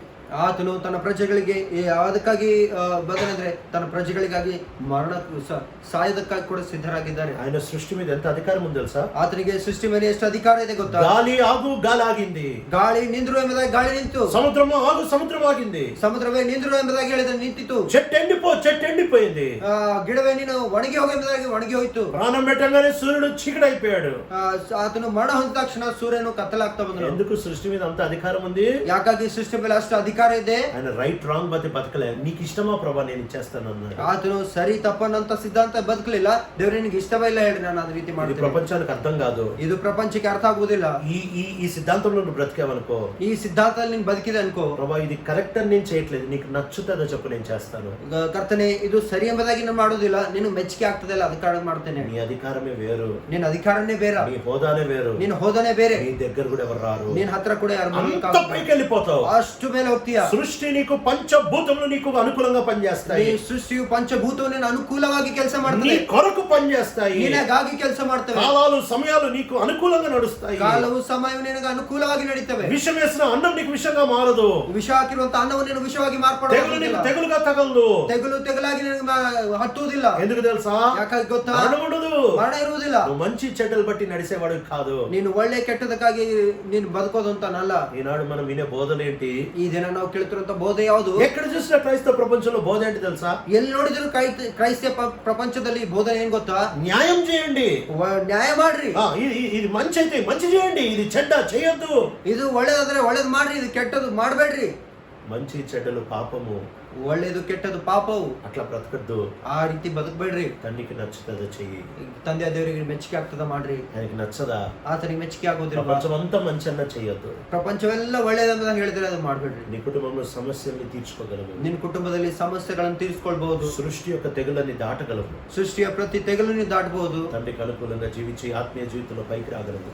ತಂದೆಗೆ ಅನುಕೂಲವಾಗಿ ಆತ್ಮೀಯ ಜೀವಿತದಲ್ಲಿ ನೀನು ಮೇಲೆ ಬರಬಹುದು. ప్రార్థన చేసి ಪ್ರಾರ್ಥನೆ ಮಾಡಿ. తండ్రి యేసు ప్రభువారి శ్రేష్టమైన ఘనమైన నామంలో కీర్తించి ఆరాధిస్తా ఉంటున్నాం. మా జీవితాల్లో మంచి చెడ్డలు, రైట్ రాంగ్ అనే ఈ భయంకరమైన శాపం, ఈ పండు ఈనాటికి మమ్మల్ని వెళ్తుంది. చిన్న పిల్లలు కూడా ఇది న్యాయమని వాదిస్తారు. దేవా, ఇలాంటి శాపంలోంచి, ఇలాంటి మరణంలోంచి మమ్మల్ని విడిపించి సహాయం చేయండి. దేవా, ఆత్మీయమైన మరణం, ప్రాపంచిక మరణం, సంబంధుల మధ్యలో ఉంటున్న మరణం తీసి కుటుంబాలన్నీ క్షేమంగా ఉంచు. యేసు ప్రభు నామములో అడుగుతున్నాం తండ్రి. మతనైన దేవుని యొక్క ప్రేమ కుమారుడైన యేసుక్రీస్తు ప్రభు వారి కృప, శుద్ధాత్మ దేవుని కార్య సహవాసం చేరేశ్వరికి సార్వత్రిక సంఘానికి ఇప్పుడు తోడు మీరు గాక. దయచేసి ప్రకటనలు గమనించండి. దయమాడి ప్రకటనలను గమనించండి. ప్రతి శుక్రవారము ఇదే విధంగా సాయంకాలం 7 గంటలకి బైబిల్ స్టడీని పోస్ట్ చేస్తాం. ಇದೆ ಪ್ರತಿ ಶುಕ್ರವಾರ ಸಾಯಂಕಾಲ 7 ಗಂಟೆಗೆ ನಾವು ಈ ಬೈಬಲ್ ಸ್ಟಡಿ ಅನ್ನೋದು ನಾವು ಪೋಸ್ಟ್ ಮಾಡ್ತೇವೆ. వెడ్నెస్డే సాయంకాలం 7 గంటలకి సంఘ ప్రార్థన కనిపెట్టాం. ಬುಧವಾರ ಸಾಯಂಕಾಲ 7 ಗಂಟೆಗೆ ಸಭೆ ಪ್ರಾರ್ಥನೆ ನಾವು ಸೇರಿರ್ತೇವೆ. ఆదివారం ఉదయకాలము 7 గంటలకి వర్తమానము పోస్ట్ చేస్తాం. ರವಿವಾರ ಮುಂಜಾನೆ 7 ಗಂಟೆಗೆ ನಾವು ಸಂದೇಶವನ್ನು ಪೋಸ್ಟ್ ಮಾಡ್ತೇವೆ. ಪ್ರಾಮುಖ್ಯమైన ಪ್ರಕಟಣೆ ಗಮನಿಂచండి. ಪ್ರಾಮುಖ್ಯವಾದಂತ ಪ್ರಕಟಣೆಗಳನ್ನು ಗಮನಿಸಿ. ప్రభు చిత్తమైతే, ಕರ್ತನ ಚಿತ್ತವಿರುವುದಾದ್ರೆ వచ్చే వారము ಬರುವಂತ ವಾರ ప్రతి ఉదయం 5 గంటల నుంచి 6 గంటల వరకు ప్రతిదిన ಮುಂಜಾನೆ 5 ಗಂಟೆಯಿಂದ 6 ಗಂಟೆವರೆಗೂ జూమ్ లో అందరం ప్రార్థన కలిగి ఉంటాం. ಜೂಮ್ ನಲ್ಲಿ ಎಲ್ಲರೂ ಪ್ರಾರ್ಥನೆ ಸೇರಿರ್ತೇವೆ. 5 to 5:30 మెసేజ్ ఉంటుంది. 5 ರಿಂದ 5:30 వాక్య ఇರ್ತದೆ. ఆ తర్వాత 5:30 నుంచి 6 గంటల వరకు 3 కుటుంబాలు కలిసి ప్రార్థన చేస్తారు. 5:30 ಇಂದ 6 ಗಂಟೆವರೆಗೆ 3 ಕುಟುಂಬಗಳಾಗಿ ಪ್ರಾರ್ಥನೆ ಮಾಡ್ತಾರೆ. ఈ విషయాన్ని దయచేసి గమనించండి. ಅದಕ್ಕಾಗಿ ಈ ವಿಷಯಗಳನ್ನು ದಯಮಾಡಿ ಗಮನಿಸಿ. ఇదే ఛానల్ చూడాలి, ఇదే ఛానల్ సబ్స్క్రైబ్ చేయాలని అస్సలు చెప్పము. ఇదే ఛానల్ ನೋಡಬೇಕು, ಇದೇ ఛానల్ ಸಬ್ಸ್ಕ್ರೈಬ್ ಮಾಡಬೇಕು ಎಂಬುದಾಗಿ ಅಸಲಾಗಿ ಹೇಳುವುದಿಲ್ಲ. ఎక్కడ ఆత్మీయంగా మీకు వాక్యం దొరికితే మీరు వినొచ్చు. ಎಲ್ಲಿ ಆತ್ಮೀಯವಾಗಿ ನಿಮಗೆ ವಾಕ್ಯ ಸಿಗ್ತದೋ ಅಲ್ಲಿ ಕೇಳಬಹುದು. Praise praise the lord.